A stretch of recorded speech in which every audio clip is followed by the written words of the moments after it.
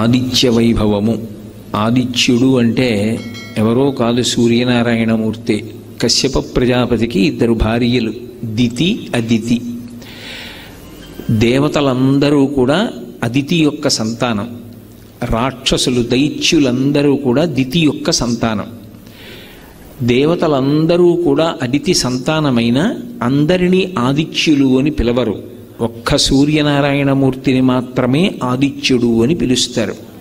అంటే కడుపారనెవ్వాని కన్న తల్లి అని ఇంతమంది బిడ్డల్ని కన్నా సూర్యనారాయణమూర్తి తీసుకొచ్చినంత గౌరవాన్ని, ఆయన లోకహితం కోసం పడేటటువంటి శ్రమని ఇతరమైనటువంటి దేవతాస్వరూపములు ఏవీ కూడా చూపించినటువంటి కారణం చేత తల్లి అదితి తన పేరు చేత పిలవబడడానికి ఒక్క సూర్యనారాయణమూర్తి విషయంలోనే ఎక్కువ ప్రీతి చూపించింది.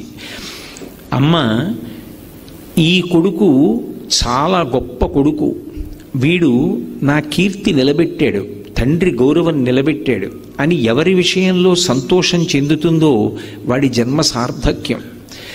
సూర్యనారాయణమూర్తి తల్లి యొక్క పరిపూర్ణమైనటువంటి ప్రేమకి, తల్లి యొక్క సంతృప్తికి కారణమైనటువంటి వాడు. అందుకే తల్లి పేరు తనకి పుణికి పుచ్చుకున్నాడు, ఆదిత్యుడు అని పిలువబడ్డాడు. ఆ సూర్యనారాయణమూర్తి విషయంలో ఒక విశేషం ఉంది.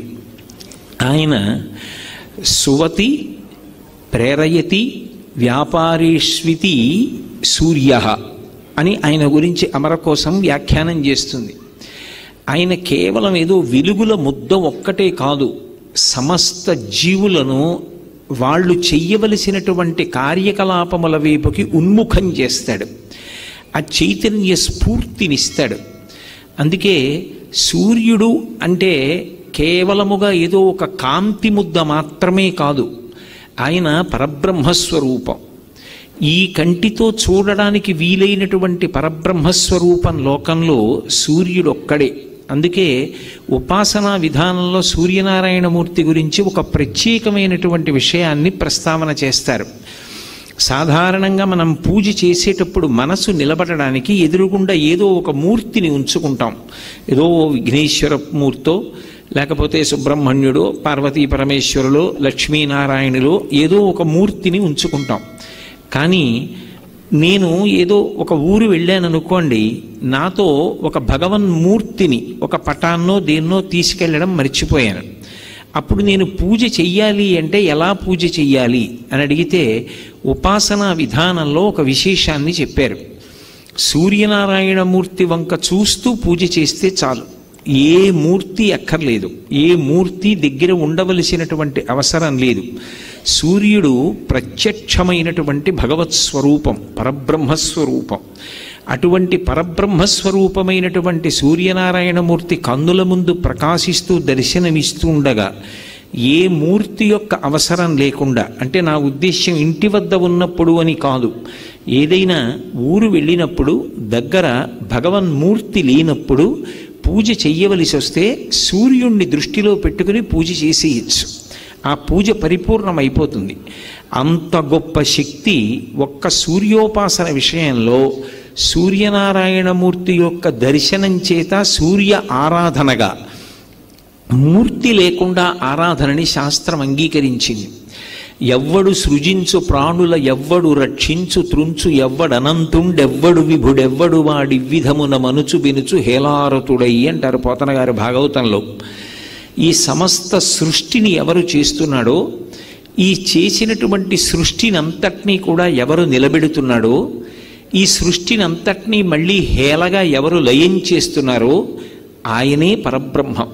ఆయనే ఒకనాడు సృష్టికర్త బ్రహ్మగా కనపడతాడు, ఆయనే ఒకనాడు స్థితికర్త శ్రీ మహావిష్ణువుగా కనపడతాడు, ఆయనే ప్రళయకర్త అయినటువంటి మహేశ్వరుడిగా కనపడతాడు. కానీ సూర్యనారాయణమూర్తి దగ్గరికి వచ్చేటప్పటికి ఒక విశేషం ఉంది. పరబ్రహ్మస్వరూపం అనుభవంలోకి వస్తుంది తప్ప పరబ్రహ్మముగా, ముగ్గురు మూర్తుల యొక్క కలయిక స్వరూపంగా, కరచరణాదులు లేకుండా ఈ మాంస చక్షువుతో దర్శనం చేయడానికి వీలైనటువంటి వెలుగుల ముద్దయినటువంటి పరబ్రహ్మస్వరూపం ఏది అంటే ఒక్క సూర్యనారాయణమూర్తి. మిగిలిన వాళ్ళెవరినైనా సరే కరచరణాదులతో కూడినటువంటి మూర్తిని మనం ఒక విగ్రహంగా ఉపాసన చేస్తాం. ఒక్కొక్కసారి ఆయన అనుగ్రహిస్తే ఏ రూపంలో మనం ఆరాధన చేశామో ఆ రూపంలో దర్శనాన్ని ఇస్తూ ఉంటాడు. వేదాహమేతం పురుషం మహాంతం ఆదిత్యవర్ణం తమసస్తు పారే సర్వాణి రూపాణి విచిత్య ధీర నామాని కృత్వాభివదన్ యదాస్తే అంటారు. ఎవరెవరు ఏ రూపంలో చూడాలని కోరుకున్నారో వాళ్ళకి ఆ రూపంలో అనుగ్రహిస్తాడు. పరిత్రాణాయ సాధూనాం వినాశాయ చ దుష్కృతాం ధర్మ సంస్థాపనార్థాయ సంభవామి యుగే యుగే. పరమ భాగవతోత్తములైనటువంటి వారు అంతటా నిండిపోయినటువంటి ఆ పరబ్రహ్మాన్ని ఒక రూపంతో చూడాలి అని కోరుకున్నప్పుడు ఘనీభవించినటువంటి నీతి ముద్దల ఒక రూపాన్ని తీసుకుని ఆ రూపంతో దర్శనాన్ని ఇస్తాడు. నిజానికి అలా రూపంతో ఆయన పరిమితం అయిపోయాడు అన్నది సిద్ధాంతం కాదు. అలా కరచరణాదులతో ఒక రూపంలో దర్శనమివ్వగలడు తప్ప పరబ్రహ్మస్వరూపంగా ఆయన ఉనికి అనుభవమునకు అందుతుంది. అద్వైతానుభూతిగా అనుభవంలో అందుతుంది ఆ పరబ్రహ్మం.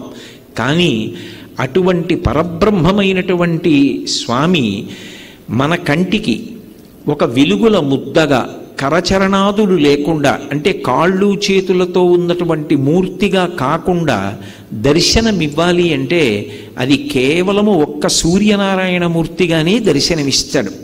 మిగిలినప్పుడు ఒక మూర్తిగా భావన చేస్తే సృష్టి చేసినప్పుడు చతుర్ముఖ బ్రహ్మ అంటారు. ఆయనే లోకములను రక్షణ చేసినప్పుడు శ్రీ మహావిష్ణు స్వరూపము అంటారు.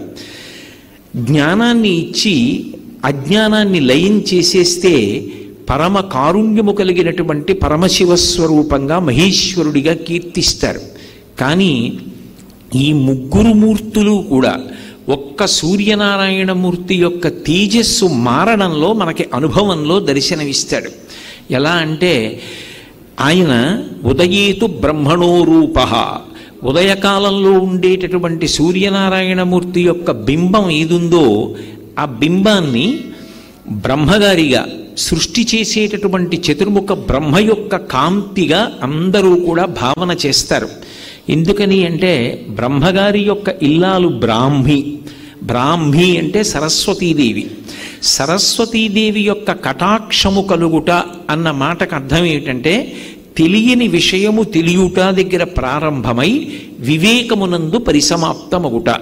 విషయాన్ని తెలుసుకుంటూ వెళుతున్నాను అనుకోండి, ఏదో ఒక విషయం గురించి బాగా ఆలోచించాను, ఇప్పుడు నాకు అర్థమైంది అంటాను. నేను పుస్తకం చదువుకున్నాను, నాకు తెలియని విషయం ఇప్పుడు నాకు తెలిసింది, నాకు విషయం అర్థమైంది అంటాను. ఇలా తెలుసుకుంటూ వెళ్ళేటటువంటి ప్రక్రియ సరస్వతీ కటాక్షం. చిట్ట చివరికి ఇది ఎక్కడ పూర్తయిపోవాలి అంటే చిరంజీవన్నీవక్షపిత పశుపాశం వ్యతికర పరానందాభిక్యం రసయతి రసం తద్భజనవాన్ అంటారు శంకరాచార్యులు వారి సౌందర్యలహరిలో. చిట్ట చివరికి వివేకం కలగాలి. వివేకము అన్న మాటకు అర్థం ఏమిటంటే నిత్యానిత్య వస్తు వివేకం. ఏది ఎప్పుడూ ఉండేటటువంటి శాశ్వతమైనది, ఎప్పుడూ ఉండకుండా కాలమునందు వచ్చి కాలమునందు వెళ్ళిపోయేది ఏది, ఈ రెండిటికి మధ్య ఉన్నటువంటి తేడా తెలిసిందనుకోండి, జగత్తునకు బ్రహ్మమునకు మధ్య ఉన్నటువంటి భేదం తెలుస్తుంది. జగత్తు జాయతే గచ్చతే ఇది జగత్. లోకంలో అన్ని ప్రాణులు కాలంలో వస్తాయి, అందుకే పుట్టిన తేదీ ఉంటుంది. ఆ ప్రాణులన్నీ మళ్ళీ కాలంలో వెళ్ళిపోతాయి. పుట్టిన తేదీ ఉన్నది అంటే అది వెళ్ళిపోయే తేదీ కూడా ఉంటుంది. ఏదో ఒక రోజున వెళ్ళిపోతుంది ఆ ప్రాణి. ఇవన్నీ వెళ్ళిపోతున్నా వచ్చి వెళ్ళిపోయేటటువంటి వాటికన్నిటికీ కూడా ఆధారమైనది ఏదో ఉంటుంది. అది మాత్రం వెళ్ళిపోయేది కాదు, అది శాశ్వతంగా అలాగే ఉంటుంది. అలా ఉండిపోయేదేదో అది పరబ్రహ్మం.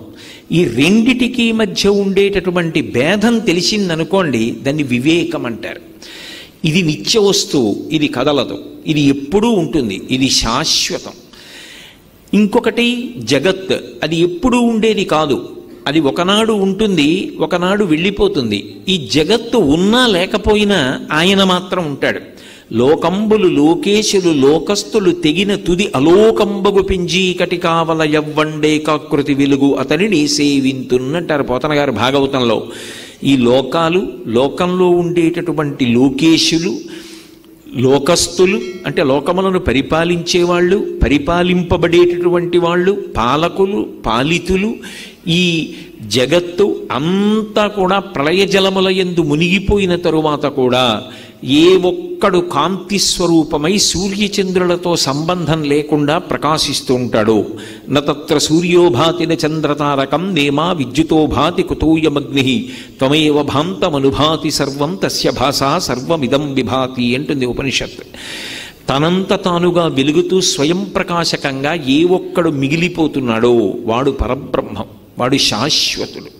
చిట్ట చివరికి అందరూ ఎక్కడికి చేరిపోవాలి అంటే ఆయనకి దగ్గరికి చేరిపోవాలి. నదులు ప్రవహించి ప్రవహించి ప్రవహించి చిట్ట చివరికి సముద్రమునందు కలిసిపోతాయి. సాగర సంగమం పవిత్రం. అందుకే అంతర్వేది సాగర సంగమ స్నానం అంత ప్రఖ్యాతి. ఎందుకు సాగర సంగమం అంత గొప్పది అంటే, సముద్రమునందు కలియక పూర్వం నదికి ఒక పేరుంది, అది నదీ జలము అని గుర్తింపు ఉంది. ఆ నీటికి ఒక రంగు ఉంది, ఆ నీటికి ఒక రుచి ఉన్నది. ఒకసారి సముద్రంలో కలిసిపోతే ఇక ఆ నీటికి ఆ నది పేరు లేదు, ఆ రుచి లేదు, ఆ రంగు లేదు, అది సముద్రంలో కలిసిపోయింది. ఇక విడతీసి చూడడం కుదరదు. అలా ఏది నిత్యమైన వస్తువు అన్న వివేకం, జ్ఞానము కలిగినటువంటి ఉత్తర క్షణంలో ఆ జీవుడే బ్రహ్మమగుచున్నాడు. అలా బ్రహ్మమైతే బ్రహ్మవిద్ బ్రహ్మైవ భవతి అంటారు. బ్రహ్మమును తెలుసుకున్నవాడు బ్రహ్మమే అగుచున్నాడు. ఆ స్థితికి వెళ్ళగలిగినటువంటి వాడు ఎవరున్నాడో వాడు వివేకమును పొందాడు అంటారు. శంకర భగవత్పాదులు వివేక చూడామణి అని ఒక గ్రంథాన్ని ఇచ్చారు. ఆ వివేకము కలగడం దగ్గర నుంచి లోకంలో ఉండేటటువంటి అనేకమైన విషయాలని తెలుసుకునేటటువంటి ప్రక్రియ, ఓ శాస్త్రం చదువుకోవడం కానివ్వండి, ఒక కళ గురించి తెలుసుకోవడం కానివ్వండి, ఏదైనా సరే వీటికి తనంత తానుగా యోగ్యమైన కాలం ఏది అంటే సూర్యోదయం నుంచి 88 నిమిషములు వెనక్కి లెక్క పెట్టాలి. అలా వెనక్కి లెక్క పెడితే ఏ కాలము ఉంటుందో అది సరస్వతీ కటాక్షమునకు అత్యంత యోగ్యమైన కాలంగా ఋషులు నిర్ణయం చేశారు. బ్రాహ్మీ ముహూర్తము అంటారు. బ్రాహ్మీ అంటే బ్రహ్మ యొక్క శక్తి స్వరూపమైన సరస్వతి, ఆమె కటాక్షం ఉంటుంది వాతావరణంలో. అందుకే సుప్రభాతం కానీ, ప్రథమ దర్శనం కానీ, పూజ కానీ, సాత్వికమైనటువంటి విషయములను అనుష్ఠించడం కానీ అన్నీ కూడా బ్రాహ్మీ ముహూర్తంలో చేస్తారు. పిల్లల్ని తెల్లవారుజామున లేచి కూర్చుని చదువుకో అంటారు. ఎందుకని అంటే ఆ తెల్లవారుజామున చేసేటటువంటి ప్రయత్నంలో మనకి ఆ సూర్యుని యొక్క శక్తి బ్రహ్మగారి యొక్క శక్తిగా, బ్రహ్మగారి అనుగ్రహంగా, బ్రహ్మ ఒకటి సరస్వతి ఒకటి కాదు, బ్రహ్మ బ్రాహ్మి వాళ్ళిద్దరూ కలిసే ఉంటారు. ఆ అనుగ్రహము ఆ కాలమునందు పరిఢవిల్లి ఉంటుంది. అందుకే ఉదయకాలమునందు సూర్యబింబాన్ని ఏ రూపంగా చూస్తారు అంటే బ్రహ్మస్వరూపంగా, సృష్టికర్త స్వరూపంగా చూస్తారు. అదే మధ్యాహ్నేతు మహేశ్వర. మధ్యాహ్న కాలం అయిందనుకోండి, ఆయనని మహేశ్వర స్వరూపంగా చూస్తారు. మధ్యాహ్నం మహేశ్వర స్వరూపము అన్న మాటకు అర్థం ఏమిటంటే ఆయన విశేషమైనటువంటి కాంతితో ఉంటాడు. అది ఎవరు భరించగలిగినటువంటి తేజస్సు కాదు. అంత తేజస్సు కలిగినటువంటి పరమాత్మ ఆయన అలా ప్రకాశిస్తుండగా ఇక ఎక్కడ చీకటి అన్నది ఉండడానికి వీల్లేదు. అంటే తమోగుణాన్ని, అజ్ఞానాన్ని పోగొట్టగలిగినటువంటి శివస్వరూపమై ప్రకాశిస్తూ ఉంటాడు. జ్ఞానదాత మహేశ్వర. అదే సూర్యబింబం సాయంకాలం ఉపాసన చేస్తున్నారనుకోండి, సాయంకాలే స్వయం విష్ణు. సాయంకాలం ఉండేటటువంటి సూర్యబింబం సాక్షాత్ విష్ణు స్వరూపంగా కీర్తింపబడుతుంది. ఇప్పుడు ఆయనే ఉదయకాలంలో బ్రహ్మ. అందుకే సూర్యుడికి ఉండేటటువంటి పేర్లు కూడా చాలా చమత్కారంగా ఉంటాయి. ఆయనకి మిహిర అని ఒక పేరు. మిహిర అంటే కేవలము కాంతిపుంజమని కాదు, ఈ భూమిని అంతటినీ కూడా తన నీటి చేత తడుపుతాడు. ఏదో నీటి చేత తడపడం ఒక్కటే కాదు, ఏ నీటి చేత తడుపుతున్నాడో ఆ తడిపిన కారణం చేత అంకురములు లోపల నుంచి పైకొస్తాయి. అప్పటి వరకు నామరూపాలు తెలియకుండా భూమి మీద పడిపోయి ఉండిపోయినటువంటి గింజలు ఆ నీరు తగిలిన కారణం చేత సుస్పష్టంగా గుర్తుపట్టడానికి వీలుగా ఒక అంకుర రూపంలో, ఒక మొక్క రూపంలో పైకొస్తుంది. అక్కడ ఒక జామగింజ మట్టిలో పడిపోయి ఉంది. అదొక జామగింజ అక్కడ ఉందని నేను గుర్తించలేను. కానీ వర్షం పడిందనుకోండి, జామగింజలోంచి జామ చెట్టు లేస్తుంది. ఓ, ఇక్కడ జామ చెట్టు పుట్టింది అని గుర్తుపడతాను. అంటే ఆయన మిహిర అన్న పేరుతో సృష్టి చేస్తాడు. సృష్టికర్త అయి బ్రహ్మగారై ఉంటాడు. అదే స్వామి పూష అని ఒక పేరుతో ఉంటాడు. పూష అన్న పేరు కలిగినటువంటి సూర్యుడు ఈ లోకములన్నిటినీ కూడా రక్షణ చేస్తూ ఉంటాడు. ఆయన అనుగ్రహం లేదనుకోండి, అసలు ప్రాణుల యొక్క ఆరోగ్యం నిలబడదు. అందుకే ఆరోగ్యం భాస్కరాది చేత్ అని పేరు. ఆరోగ్యమునకు కారణం ఎవరు అంటే ఒక్క సూర్యబింబమే. ఆయన నుంచి వచ్చేటటువంటి వెలుతురు వలన, ఆ కాంతి కిరణముల వలన ఆరోగ్యం నిలబడుతుంది. ఇప్పుడు ఆధునిక కాలంలో వైద్యులు, శాస్త్రవేత్తలు కూడా అంగీకరిస్తున్నారు. సూర్య భగవానుడి యొక్క కిరణములలో ఉండేటటువంటి విటమిన్ డి వలన ఎముకలకు పుష్టి కలుగుతుంది, శరీరం పెరుగుతుంది అని అంగీకరిస్తున్నారు. కాబట్టి ఆయన లోకములకంతటికీ కూడా పోషకుడై రక్షణ కల్పిస్తాడు. సూర్యకిరణములు తగలని చోట ఒక మొక్క ఉంచారనుకోండి, ఆ మొక్క వడిలిపోతుంది, మాడిపోతుంది, ఆ మొక్క పెరగదు. సూర్యకిరణములలో ఉన్నటువంటి శక్తిని తీసుకుని చెట్లు తమ ఆకులలో పత్రహరితాన్ని తయారు చేసుకుంటాయి. ఆ పత్రహరితమును ఆహారంగా ఉంచుకుని చెట్లు వృద్ధిలోకి వస్తాయి. ఆ చెట్లు కాసినటువంటి కాయలు, వాటి పళ్ళు, ఆ ఆకులు, వాటి వేర్లు, వాటి కాండం, అవి మనకి ఆహారం. అది ఒక్క మనుష్యులకే కాదు, సమస్త ప్రాణికోటికి. ఆ విధంగా ఆయన లోకములనన్నిటినీ కూడా పోషిస్తున్నాడు, లోకములను రక్షిస్తున్నాడు. సూర్య కిరణముల చేత ఎన్నో సూక్ష్మాంగ జీవులు నశించిపోతుంటాయి. సూర్య కిరణముల చేత తప్తమైన పదార్థములు ఏ ఉంటాయో అవి చాలా కాలం నిలవ ఉంటాయి. దుర్గంధం రాకుండా నిలవ ఉండేటట్టుగా ఒక పదార్థాన్ని తయారు చెయ్యగలిగినటువంటి శక్తి సూర్య కిరణములకు ఉన్నది. గుమ్మడికాయ ఉందనుకోండి, దానికి సూక్ష్మాంగ జీవులను నశింపచేసి జీర్ణకోశాన్ని రక్షించగలిగిన శక్తి ఉంటుంది. అటువంటి పెద్ద గుమ్మడికాయ అన్ని వేళలా దొరకకపోవచ్చు. ఇంట్లో యజమాని పిల్లల యొక్క ఆరోగ్యం రక్షించుకోవడానికి ఒడియాలు పెట్టడం అనేటటువంటి సంస్కృతి అందుకొచ్చింది. గుమ్మడొడియాలు పెట్టారు, మినప పొట్టు ఒడియాలు పెట్టారు అంటారు. ఆ ఒడియాలు పెట్టినప్పుడు ఆ తడితో, ఆ పిండితో కలిపి ఆ గుమ్మడి ముక్కల్ని, ముద్దగా ఉన్న వాటిని తీసుకెళ్ళి సూర్యకిరణములలో తప్పం చేస్తే అవి గట్టిపడి ఎండిపోయిన తర్వాత డబ్బాలో పెట్టి మూత పెట్టి నెలలు ఉంచినా సరే అవి ఏ విధమైనటువంటి దుర్గంధాన్ని పొందవు. అందులోంచి చెడు వాసన రాదు. సరికదా? ఎన్నాళ్ళైన తరువాత మీరు మళ్ళీ వాటిని వేయించుకుని తిన్నా అవి ఔషధీ విలువలను కలిగి ఉంటాయి. అలాగే అప్పడాల్ని కూడా సూర్యకిరణముల చేతనే తప్తం చేస్తారు. వేడి చేసి నిలవ ఉంచితే ఎంతకాలమైనా నిలవ ఉంటాయి. అలాగే మామిడికి సంస్కృతంలో ఒక విశేషమైన పేరు రసోవై సహ అంటారు. రసోవై సహ అంటే భగవంతుడు. రసాలము మామిడి చెట్టు, భగవంతుడి పేరు కలిగిన చెట్టు మామిడి చెట్టు. దాని ఆకులు శుభకార్యానికి చిహ్నం, దాని కాయలు, దాని పళ్ళు విశేషమైనటువంటి ఔషధీతత్వం. అటువంటి మామిడిని నిలవ ఉంచి 365 రోజులు ఇంట్లో ఉపయోగించాలి అంటే ఒరుగులు అని మా చిన్నతనంలో మామిడి ముక్కలు చేసి సూర్యతప్తం చేస్తారు, సూర్యకిరణములలో ఎండబెడతారు. ఆ ఎండిపోయిన మామిడి ముక్క సంవత్సరంలో మామిడికాయ దొరకనటువంటి సమయంలో వంటలో వాడుకుంటే మళ్ళీ మామిడికాయ తెచ్చి కోసి వంట చేసుకుని ఏదైనా ఒక పదార్థాన్ని తయారు చేసుకుంటే ఎటువంటి రుచిని అనుభవిస్తారో అదే రుచిని అనుభవించడానికి యోగ్యమైన స్థితిని సూర్యకిరణములు కల్పిస్తున్నాయి. కాబట్టి ఆయన కిరణముల యందు అంత శక్తి ఉంది. రోజు రోజుకి సూర్యకిరణములలో ఉండేటటువంటి శక్తిని గమనించి వాటి ద్వారా ఎంత విద్యుదుత్పత్తి చెయ్యవచ్చో కూడా ఇవాళ ఆధునికులు పరిశీలనం చేసి ఆయన అనుగ్రహం చేత ఇంట్లో దీపాల దగ్గర నుంచి ఎన్నో విద్యుత్ పరికరములను వినియోగం చేస్తున్నారు. అందుకే ఆయన స్థితికర్త. లోకములన్నిటినీ కూడా నిలబెడతాడు. నిలబెట్టేటటువంటి లక్షణం ఉన్నవాడు కాబట్టి ఆయనకి పూష అని పేరు. అలాగే ఆయనకి హంస అని ఒక పేరు.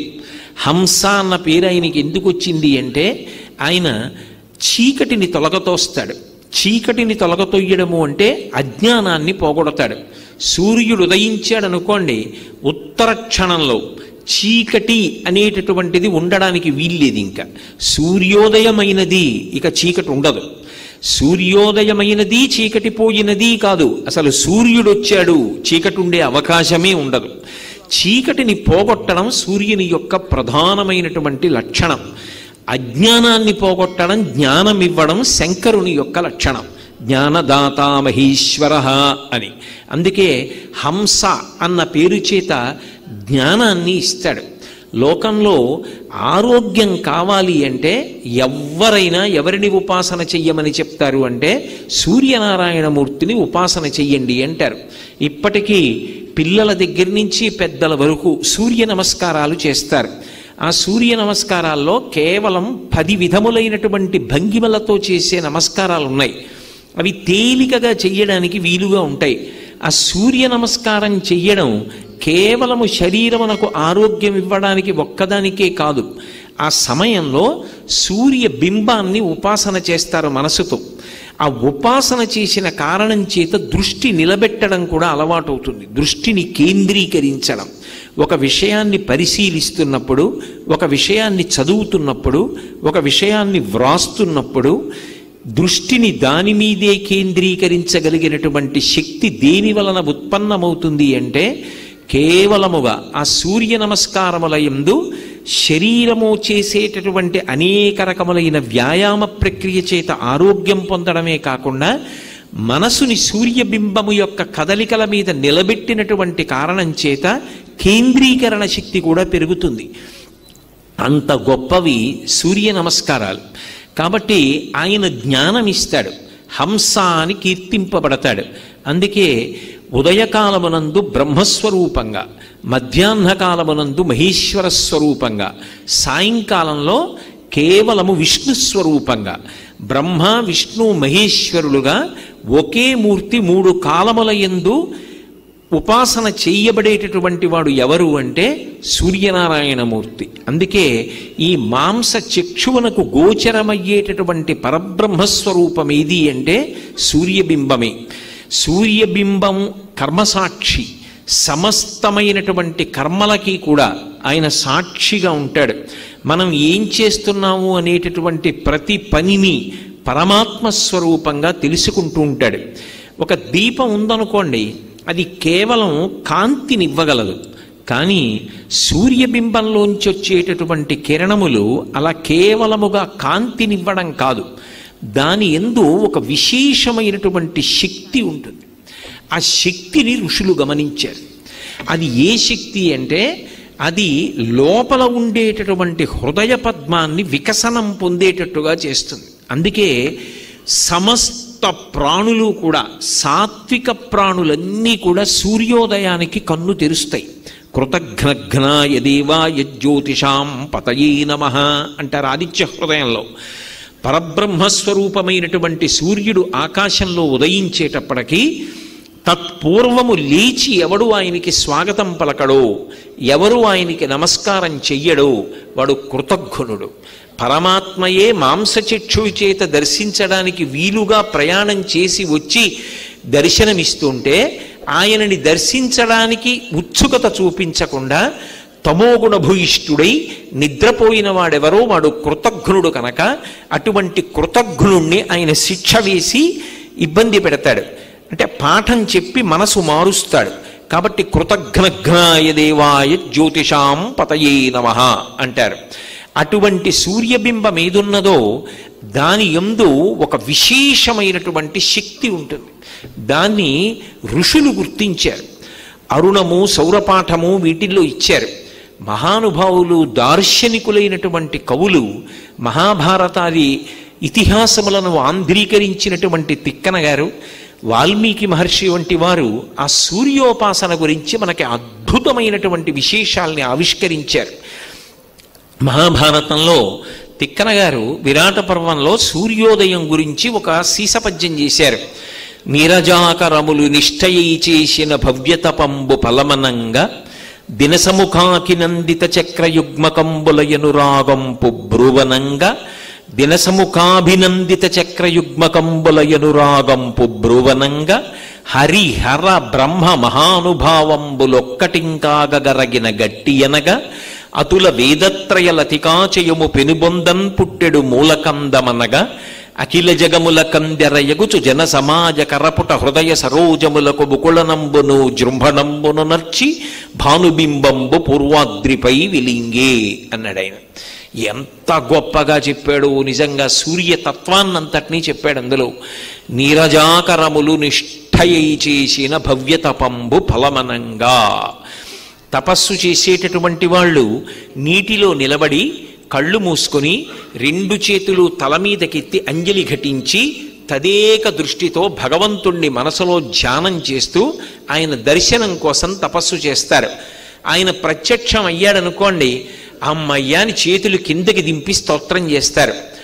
సరోవరాల్లో ఉండేటటువంటి తామర పూల యొక్క మొగ్గలు రాత్రంతా కూడా ఇలా ముడుచుకొని ఆ కాడ మీద నిలబడి ఆకాశంలో సూర్యనారాయణమూర్తి వంక చూస్తూ ఆయన దర్శనం కోసం రాత్రంతా తపస్సు చేస్తే బ్రాహ్మీ ముహూర్తంలో లేత సూర్యకిరణాలు వచ్చి ఆ బింబానికి తగలగానే, కిరణములంటే కరములు, చేతులు, భగవద్దర్శనమై ఇలా చేతులతో తపస్సు చేస్తున్న వాణ్ణి ముట్టుకునేటప్పటికీ పరమ సంతోషంతో అంజలి ఘటించిన చేతులు కిందకి దింపి భగవన్మూర్తిని దర్శించినట్టుగా రాత్రంతా కూడా ఇలా రేకులు ముడుచుకుని తపస్సు చేసినటువంటి తామర మొగ్గలు తెల్లవారుజామున సూర్యకిరణాలు పడేటప్పటికీ ఒక్కసారి విచ్చుకుంటాయిట. వాటి తపము ఫలించిందా అన్నట్టుగా సూర్యబింబం వస్తుంది. నిరజాకరములు నిష్ఠయై చేసిన భవ్యతపంబు ఫలమనంగా దినసముఖాభినందిత చక్రయుగ్మకంబులయనురాగంపు బ్రూవనంగా. చక్రవాక పక్షులను ఉంటాయి లోకంలో, అవి గుండ్రగా ఉంటాయి అని అంటారు. ఆ పక్షులకు కామం ఎక్కువ. భార్యాభర్తలు రెండూ కూడా ఒండురలు మహాప్రీతిగా ఉంటాయి. చీకటి పడితే వాటికి కళ్ళు కనబడవు. పురుషపక్షి స్త్రీ పక్షి విడివడిపోయి ఒకదాని కొరకు ఒకటి అలమటించి విరహాన్ని పొందుతాయి. మళ్ళీ వాటికి కళ్ళు కనపడాలి అంటే సూర్యోదయం అవ్వాలి. ఎప్పుడు సూర్యోదయం అవుతుందా అని విరహంతో భర్త పక్షి కోసం భార్య పక్షి కోసం ఒండరులు పరితపిస్తూ ఉంటే ఆ సూర్యబింబం ఉదయించగానే దినసముఖాభినందిత చక్రయుగ్మకంబులయనురాగంపు బ్రూవనంగా ఆ చక్రవాక పక్షులు ఒకదాని పక్కన ఒకటి చేరి పరమ సంతోషంతో అనురాగంతో కలుసుకుంటే వాటి అనురాగం పంట పండి ఆకాశంలో నిలబడితే ఎలా ఉంటుందో సూర్యబింబం అలా ఉంటుంది. అనురాగంపు బ్రూవనంగా హరిహర బ్రహ్మ మహానుభావంబులొక్కటింకాగరగిన గట్టి అనగా సృష్టికర్త అయిన బ్రహ్మ, స్థితికర్త అయిన విష్ణువు, ప్రళయకర్త అయినటువంటి మహేశ్వరుడు ముగ్గురు ఒకటై ఒక ముద్దైపోతే ఆ ముద్ద ఆకాశంలో ప్రకాశిస్తే అదే సూర్యబింబం, ముగ్గురు మూర్తుల యొక్క సమాహార స్వరూపం. అలాగే వేదత్రయలతికాచయము పెనుబొందన్ పుట్టెడు మూలకందమనగా 4 వేదములు అని మనం అన్నా, వేదములను అందులో ఉండేటటువంటి మంత్రముల రీత్యా వేదత్రయి 3గా చెప్తారు. అథర్వణ వేదం చెప్పకుండా అందులో రుక్కు, యజ్జు, సామ ఈ 3 వేదాల్లోకే అథర్వణ వేదం కూడా వచ్చేస్తుంది. అందుకే త్రైవేద్యం హృద్యం త్రిపురహరమాద్యం త్రినయనం అంటారు శంకర భగవత్పాదులు శివానంద లహరిలో. త్రైవేద్యం 3 వేదములు అంటారు.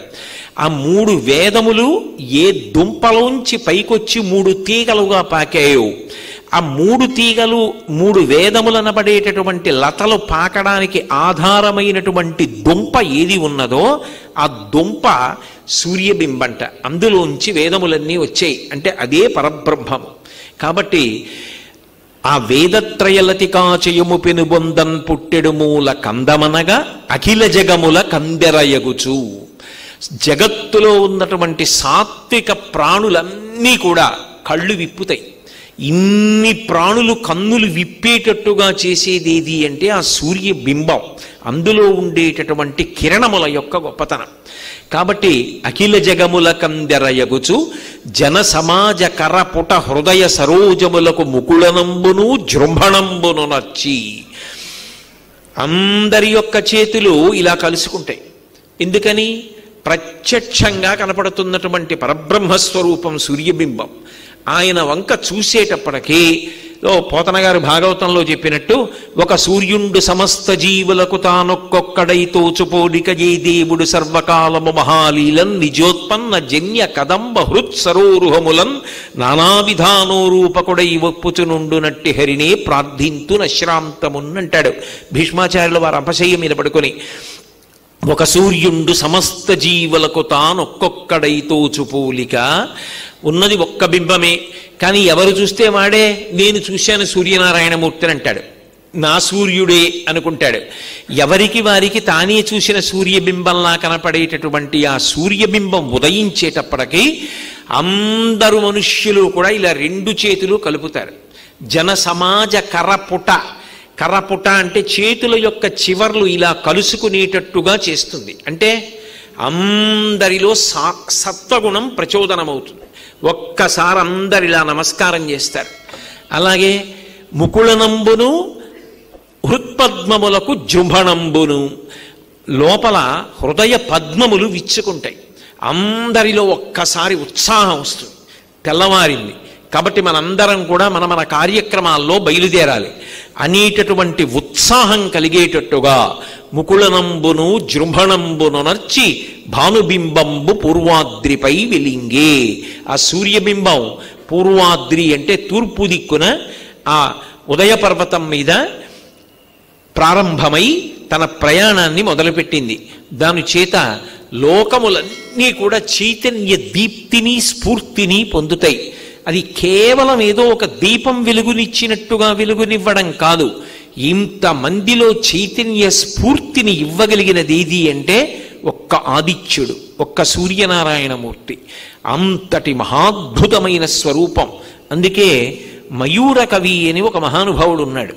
ఆయనకి కుష్ఠురోగం వచ్చింది ఒకప్పుడు.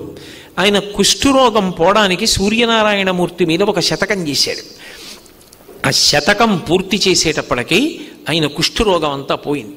సూర్యనారాయణమూర్తిని ఉపాసన చేస్తే దాని వలన ఆరోగ్యం సిద్ధిస్తుంది అని లోకంలో ప్రమాణం. అంతేకాదు నమస్కార ప్రియుడు. మీరు ఏమీ ఆయనకి చెయ్యక్కర్లా. అందుకే సూర్య నమస్కారాలంటారు.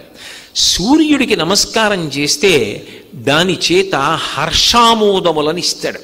హర్షము అంటే మనసులో సంతోషం. అమ్మయ్య, ధార్మికమైన కార్యక్రమాలు ఏ ఉంటాయో, అవసరాలు ఏ ఉంటాయో వాటిని తీర్చగలిగినటువంటి పరబ్రహ్మ శక్తి సూర్యనారాయణమూర్తి. ఆయన మహాత్ముల యొక్క మాటని శాసనంగా తీసుకుని ప్రవర్తిస్తాడు. మీకు నేను ఎక్కడిదో ఒక ఉదాహరణ చెప్పడం కాదు. ఇదే ఊళ్ళో, ఇదే కాకినాడలో మాంధాతవారని ఉన్నారు, ఆ జయేంద్రనగర్లో. వారు ఒకప్పుడు కంచికామకోటి పీఠాధిపత్యం వహించిన మహాపురుషులు చంద్రశేఖరేంద్ర సరస్వతీ స్వామి వారి దగ్గరికి వెళ్ళి, అయా కృష్ణాలయం కట్టాలనుకుంటున్నాం, ఎటువంటి కృష్ణమూర్తిని పెడితే బాగుంటుందని అడిగారు. మహాస్వామి వారు కొంతసేపు కళ్ళు మూసుకుని ధ్యానం చేసి, అక్కడ కృష్ణాలయం రాదు, విఘ్నేశ్వరాలయం వస్తుందన్నారు. కాదు, మేము కృష్ణాలయం కట్టాలనుకుంటున్నాం. ఆయన నవ్వి ఊరుకున్నారు. వాళ్ళు వెళ్ళి ఎంతో ప్రయత్నం చేశారు, అక్కడ కృష్ణాలయం రాలేదు. మళ్ళీ వెళ్ళి మహాస్వామి వారిని మీరే విగ్రహం చేయించండి అన్నారు. గణపతి స్థపతి అనుకుంటాను. ఇప్పుడు దేవాలయంలో ఉన్నటువంటి మూర్తిని, ఆ లక్ష్మీ గణపతి మూర్తిని చేయించారు. చేయించి కొబ్బరికాయ కొట్టి కాకినాడ తీసుకెళ్ళండి అన్నారు. వాహనం ఎక్కించారు. ఎండ మండిపోతోంది. ఎవరో ఒకరు దగ్గర నిలబడాలి కదా. ఎక్కడ కాంచీపురం, ఎక్కడ కాకినాడ, రెండింటిలో కాయే ఉన్న దూరం మాత్రం ఎంత. కాబట్టి ఎవరు నిలబడగలరు ఈ ఎండలో? కాబట్టి స్వామి ఎలా అని అడిగారు. ఆయన నవ్వి బయటికి వచ్చి సత్యదండాన్ని ఓసారి ఇలా తిప్పారు సూర్యనారాయణమూర్తికి. అంతే. మీరు నమ్మండి, ఇప్పుడు ఆ దేవాలయంలో ఉన్న మూర్తి కాంచీపురం నుంచి కాకినాడ వచ్చే వరకు అది ఏ ప్రాంతంలో వెళ్ళిందో ఆ ప్రాంతం అంతా మేఘావృతమై చల్లబడింది. అది వెళ్ళిపోయిన తర్వాత ఎండొస్తుంది. అంత చల్లగా అయితే ఆ మూర్తి వచ్చి ఇక్కడికి చేరింది. అప్పుడప్పుడు నేను ప్రయత్నపూర్వకంగా దేవాలయానికి వెళ్ళి దర్శనం చేస్తుంటాను. అది మహాస్వామి వారు ధ్యానంలో దర్శనం చేయించి చెక్కించి ఇచ్చిన మూర్తి. అంత శక్తివంతం. మహాత్ముల యొక్క మాటని అంత గౌరవిస్తాడు ఆయన. భక్తుల మాటకి కట్టుబడతాడు, పిలిస్తే పలుకుతాడు. ఆర్తత్రాణ పరాయణుడు. ఈ కంటితో చూడడానికి వీలైనటువంటి దైవం లోకంలో సూర్యబింబం ఒక్కటే. ఎర్రటి అక్షతలతో పూజ చేసిన, ఎర్రటి పువ్వుతో పూజ చేసిన, ఎర్రటి చందనంతో పూజ చేసిన అపారమైన ప్రీతి పొందుతాడు. అంటే అదేదో ఆయనకి ఇష్టం ఇంకోటి ఇష్టం కాదని కాదు. దాని అర్థం ఏమిటంటే ఎరుపు అన్న మాట ఎక్కడైనా వాడితే మీరు ఒక్కటే జ్ఞాపకం పెట్టుకోవాలి, మార్పునకు గుర్తు ఎరుపు. వేదాంతంలో ఎరుపు అన్న మాట ఎక్కడ వాడతారంటే శక్తికి, మార్పుకి ఎరుపు రంగుని చెప్తారు. అందుకే అమ్మవారి గురించి చెప్పారనుకోండి, అరుణాం కరుణాతరంగితాక్షీం ధృతపాశాంకుశ పుష్పబాణ చాపాం అంటారు. అరుణాం ఎర్రగా ఉంటుందంటారు. ఉజ్జద్భాను సహస్రాభా, ఉదయిస్తున్న సూర్యబింబాలు 1000 ఉంటే ఎలా ఉంటుందో అటువంటి ఎర్రటి కాంతితో ఉంటుందంటారు. ఎరుపు మార్పునకు సంకేతం. చీకటి తొలగిపోయింది, సూర్యోదయం అవుతోంది. ప్రాతఃసంధ్య, మొదటి సంధ్యాకాలం వచ్చింది. ఇప్పుడు నువ్వు ఈ కాలంలో ఈశ్వరోపాసన చెయ్యాలి. మాధ్యాహ్నిక సంధ్య, సూర్యుడు నడినెత్తి మీదకు వచ్చాడు, అర్ధసముపార్జన చెయ్యాలి ధార్మికంగా. పడమట సంధ్య, సాయంకాలం. ప్రదోషవేళ అంటారు. దోషం అంటే చీకటి, ప్రదోషం చీకటికి ముందు వేళ. సాయం సంధ్య, తనంత తానుగా పరమ పవిత్రమైనటువంటి కాలం. నేను యథార్థంగా చెప్పాలంటే ప్రభాత కాలం కన్నా కూడా సాయం సంధ్యా సమయం అత్యంత పవిత్రం. అందుకే పూర్వం ఏ ఇంట్లో చూసినా సాయంకాలం ప్రదోష వేళ అయింది అనేటప్పటికీ భగవన్నామ సంకీర్తనం చేసేవారు. నాకు బాగా జ్ఞాపకం, మా చిన్నతనంలో సాయంకాలం అయ్యేటప్పటికీ మా అమ్మమ్మగారు స్నానం చేసి వచ్చి కూర్చుని ఆవు పాలు, కచ్చిక, ఆవు పేడతో చేసిన పిడక కాల్చిన కచ్చిక అక్కడ పెట్టుకుని పాలల్లో చేయి ముంచి కచ్చిక ఇలా ఇలా అని ఒత్తులు చేస్తూ ఏదో సాంబ సదా శివ సాంబ సదా శివ సాంబ సదా శివ సాంబ శివ అని రాత్రి 7:30-8 గంటల వరకు పాట పాడుతూనే ఉండేది. పాడి అప్పుడు ఆవిడ భగవంతుడికి మానసికంగా జోల పాడేది. ఆ పాడేటప్పుడు కూడా చాలా విచిత్రంగా ఉండేది మా ఇంట్లో.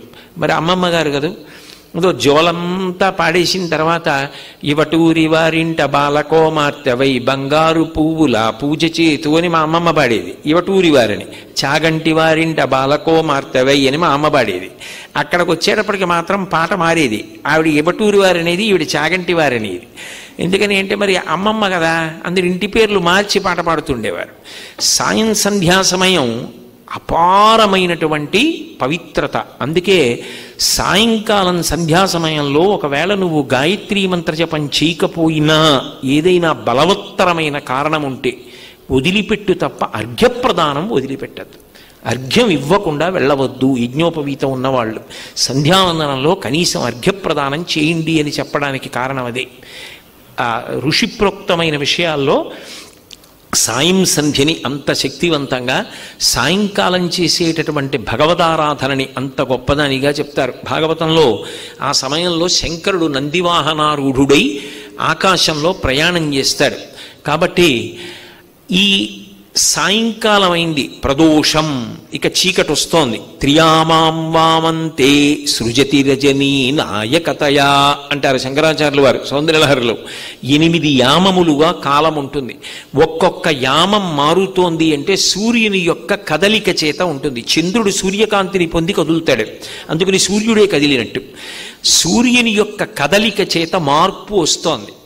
నేను ఇంత వయసు పొందాను, నేను ఇదిగో ఈ పని చేశాను, ఇవన్నీ అనుభవంలోకి వెడుతున్నాయి. అంటే ఈ మార్పంతటికీ కారణమైన వాడు ఎవరు అంటే కేవలముగా సూర్యనారాయణమూర్తి. అందుకే ఎర్రటి వాటి చేత ఆయనని ఆరాధన చేస్తారు.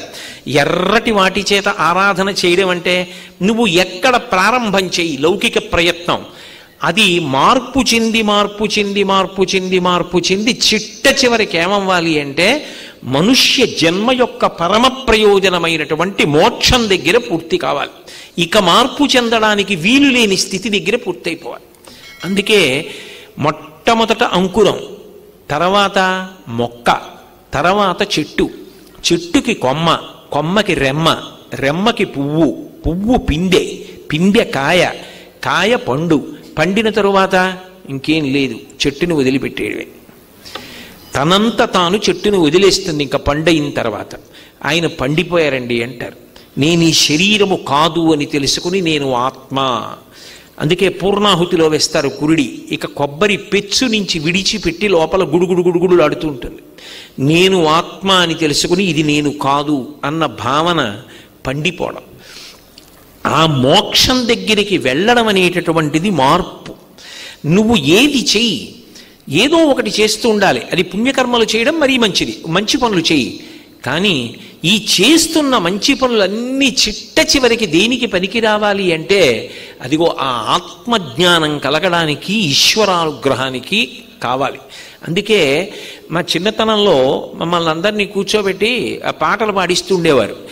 సూర్యబింబాన్ని ఆధారం చేసుకుని ఆ ఎరుపుకి సంకేతం చెప్తూ ఎలా పండాలో చెప్పేవారు. ఎండలు కాసేదెందుకురా, మబ్బులు పట్టేటందుకురా, మబ్బులు పట్టేదెందుకురా, వానలు కురిసేటందుకురా, వానలు కురిసేదెందుకురా, పంటలు పండేటందుకురా, పంటలు పండేటెందుకురా, అన్నం దొరికేటందుకురా, అన్నం తినేదెందుకురా, స్వామిని కొలిచేటందుకురా, స్వామిని కొలిచేదెందుకురా, మోక్షం పొందేటందుకురా. ఎక్కడ మొదలైనా అక్కడ పూర్తయిపోవాలి. ఆ పూర్తయిపోవడం మార్పు చెందుతూ వెళ్ళిపోవడం. ధర్మానుష్ఠానము అన్న మాటకు అర్థం ఏమిటంటే మార్పు చెందుతూ ఉండడం. కాలమునందు ఎప్పుడు ఏది చెయ్యాలో అది భక్తితో చేస్తూ వెళ్ళిపోతాడు. చేస్తూ వెళ్ళి వెళ్ళి వెళ్ళి వెళ్ళి వెళ్ళి వెళ్ళి చివరకు తాను సత్యముగా మిగిలిపోతాడు. అంటే ఇక ఏ కదలిక లేని పరబ్రహ్మస్వరూపంగా నిలబడగలిగిన స్థితికి ఎదుగుతాడు. ఈ జ్ఞానము ఎరుపు చేత సంకేతింపబడుతుంది. దానికి నేను సుమా ప్రధాన కారణం. నా అనుగ్రహము చేత నువ్వు ఆ స్థితిని చేరుకుంటావు. అలా ఉపాసన లేకపోతే పునరపి జననం పునరపి మరణం పునరపి జనని జఠరే శయనం దిహ సంసారే బహుదుస్తారే కృపయాపారే పాహిమురారే. పుట్టా చావా పుట్టా చావా పుట్టా చావా అలా జనన మరణ చక్రంలో తిరుగుతూ తాపాన్ని పొందుతుంటాడు.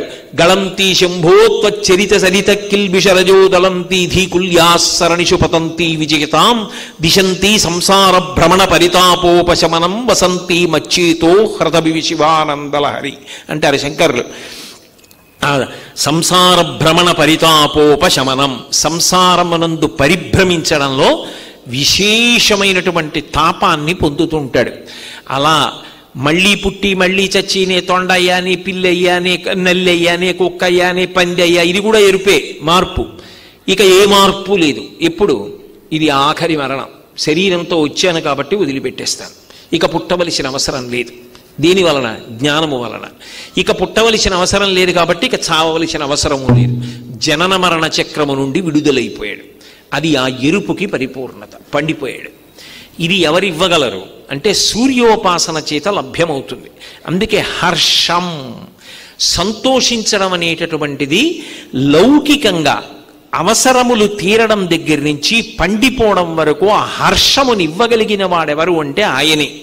అందుకే ఆయన ఉన్న క్షేత్రమునకు పేరు కూడా హర్షవల్లి. మనం చాలామంది అరసవిల్లి అరసవిల్లి అంటుంటాం. అరసవిల్లి కాదు దాని పేరు, హర్షవల్లి. హర్షవల్లి చాలా విశేషం. ఎందుకంటే అది సూర్యనారాయణమూర్తి కలలోకి వచ్చి చెప్పిన క్షేత్రం. ఒకానొకప్పుడు ఇంద్రుడికి కలలోకి వచ్చి చెప్పాడు. ఆయన ఒకానొక ప్రత్యేక పరిస్థితులలో ఒక చోట పడిపోయాడు.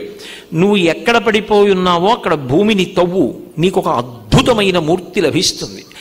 ఆ బింబాన్ని, అక్కడ ఉన్న మూర్తికి ఒక విచిత్రమైనటువంటి లక్షణం ఉంది. అందులో సనక సనందనాదుల దగ్గర నుంచి సూర్య పరివారం ఛాయా ఉషా పద్మిని కూడా ఉంటారు.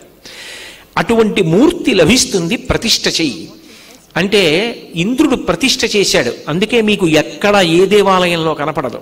హర్షవల్లిలో ప్రతిష్ఠ చెయ్యి అన్నాడు. హర్షవల్లి, వల్లి అంటే తీగ, తీగకి పెరిగే లక్షణం ఉంటుంది.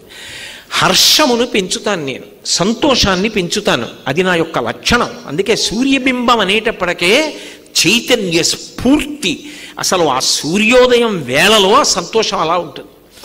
సూర్యాస్తమయమైంది భయం.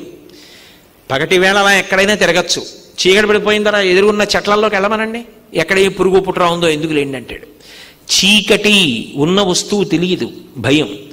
సూర్యుడొచ్చాడు, ఉన్న వస్తువు తెలుస్తుంది, నిర్భయం. అందుకే సూర్యోదయం చైతన్యానికి పర్యాయపదం. అటువంటి సూర్యుడు హర్షవల్లి ఆ క్షేత్రం, నేను అక్కడుంటానని చెప్పాడు.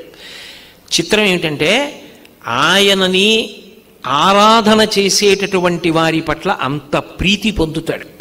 ఆ ఒక్క దేవాలయంలోనే ఇప్పటికీ ఐరావతం మీద కూర్చున్నటువంటి ఇంద్రుని యొక్క మూర్తి కూడా గోడ మీద ఉంటుంది. అందుకే హర్షవల్లి క్షేత్రానికి ఉన్న గొప్పతనం ఏమిటంటే పంచాయతన మూర్తుల్ని శంకర భగవత్పాదులు ఎలా పూజ చెయ్యాలని నిర్ణయం చేశారో అటువంటి పంచాయతన మూర్తుల్ని పూజ చేసేవారు. ఇప్పిలివారని ఒక కుటుంబం, అందులో నాకు ఆ పేర్లు సరిగ్గా జ్ఞాపకం ఉంటే సూరప్ప గారని చెప్పి ఒక ఆయన, వాళ్ళకి ఒక సోదరుడు ఉండేవారు.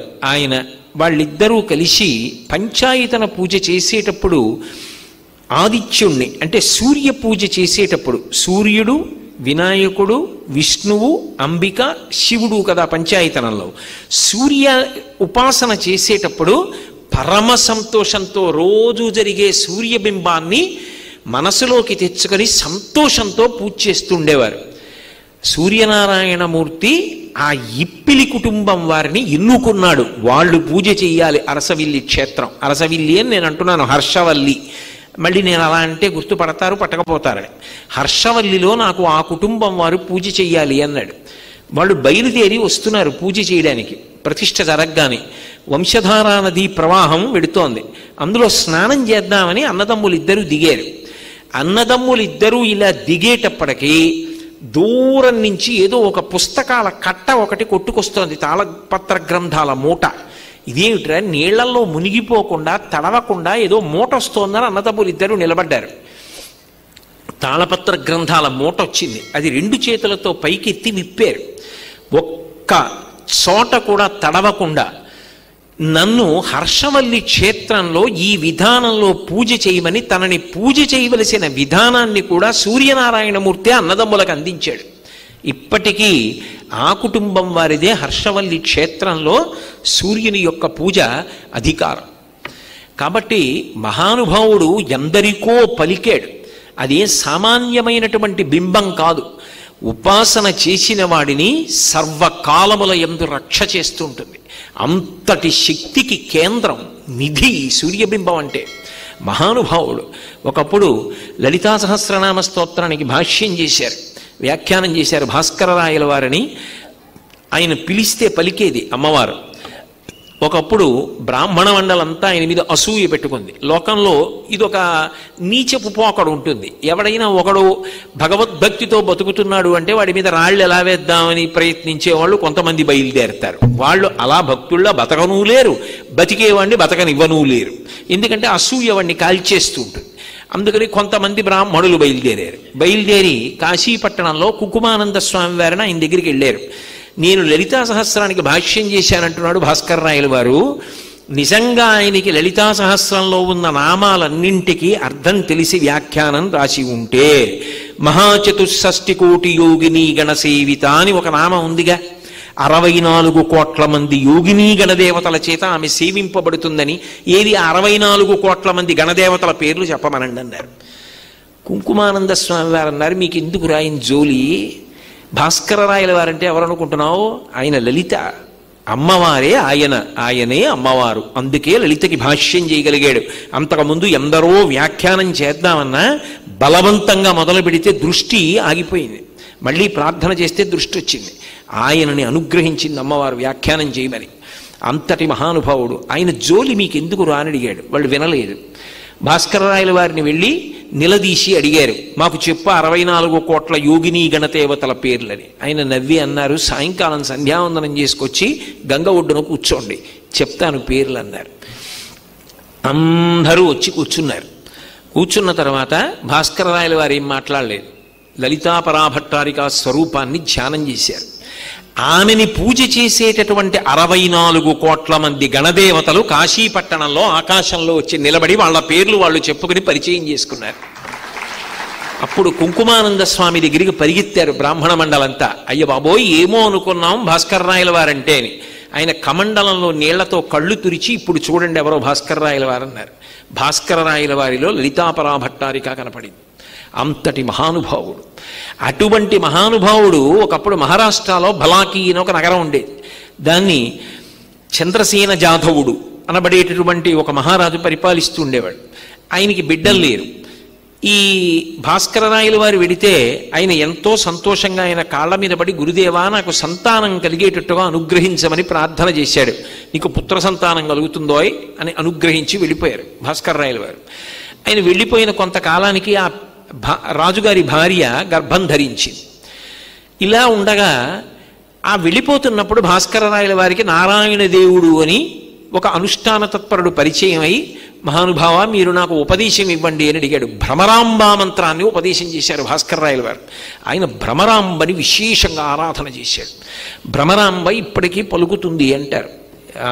శ్రీశైలం దేవస్థానంలో చాలా కాలం పబ్లిక్ రిలేషన్స్ ఆఫీసర్గా పనిచేసినటువంటి చక్రవర్తి గారని ఉన్నారు. గోపాలకృష్ణ గారు నేను వెళ్ళినప్పుడు వాళ్ళు ఆయన తరచుగా మాతో మాట్లాడుతూ ఉంటారు. ఆయన అమ్మవారి దేవాలయం వెనక్కాతల ఇంట్లో ఉండేవారు. రాత్రుళ్ళు అమ్మవారు గజ్జెలు కట్టుకుని తిరుగుతూ చప్పుళ్ళు వినపడేవి ఆయనకి. ఇప్పటికీ శంకర భగవత్పాదులు భ్రమరాంబాష్టకంలో నిర్ధారణ చేశారు. భ్రమరాంబ సంతోషిస్తే భక్తుడు ఎక్కడున్నాడో అక్కడికి వచ్చి గాజులు అడుగుతుంది. నాకు గాజులు ఇవ్వా అని వెంటపడుతుంది. బాలాస్వరూపంతో తిరుగుతుంది భ్రమరాంబ. ఆ భ్రమరాంబని ఉపాసన చేశాడు నారాయణ దేవుడు. భాస్కర రాయల వారి దగ్గర ఉపదేశం పొంది ఆయన ఎందుకో బాలాకీ నగరానికి వచ్చాడు. ఈ చంద్రసేన జాధవుడు భార్య గర్భిణి గదు, భాస్కర రాయల వారు ఆశీర్వదించారు. ఆమెతో నమస్కారం చేయించాడు. నారాయణ దేవుడు చూసి సంతోషించాడు. అయ్యా, కడుపులో ఉన్న బిడ్డ మగపిల్లవాడా ఆడపిల్ల అన్నాడు. నారాయణ దేవుడు భ్రమరాంబను ఎప్పుడు మనసులో ధ్యానం చేస్తుంటారేమో, ఆడపిల్ల అన్నారు. ఆ రాజు అన్నాడు, అదేమిటది భాస్కర రాయల వారు మగపిల్లవాడు పుడతాడని ఆశీర్వదించారే అన్నాడు. వెంటనే నారాయణ దేవుడు అన్నాడు, ఆయన మా గురువు గారు. మా గురువు గారు మగపిల్లవాడు పుడతాడని చెప్పిన తరువాత మళ్ళీ నన్ను ఎందుకు అడిగావు? నేను ఆడపిల్లన్నాను.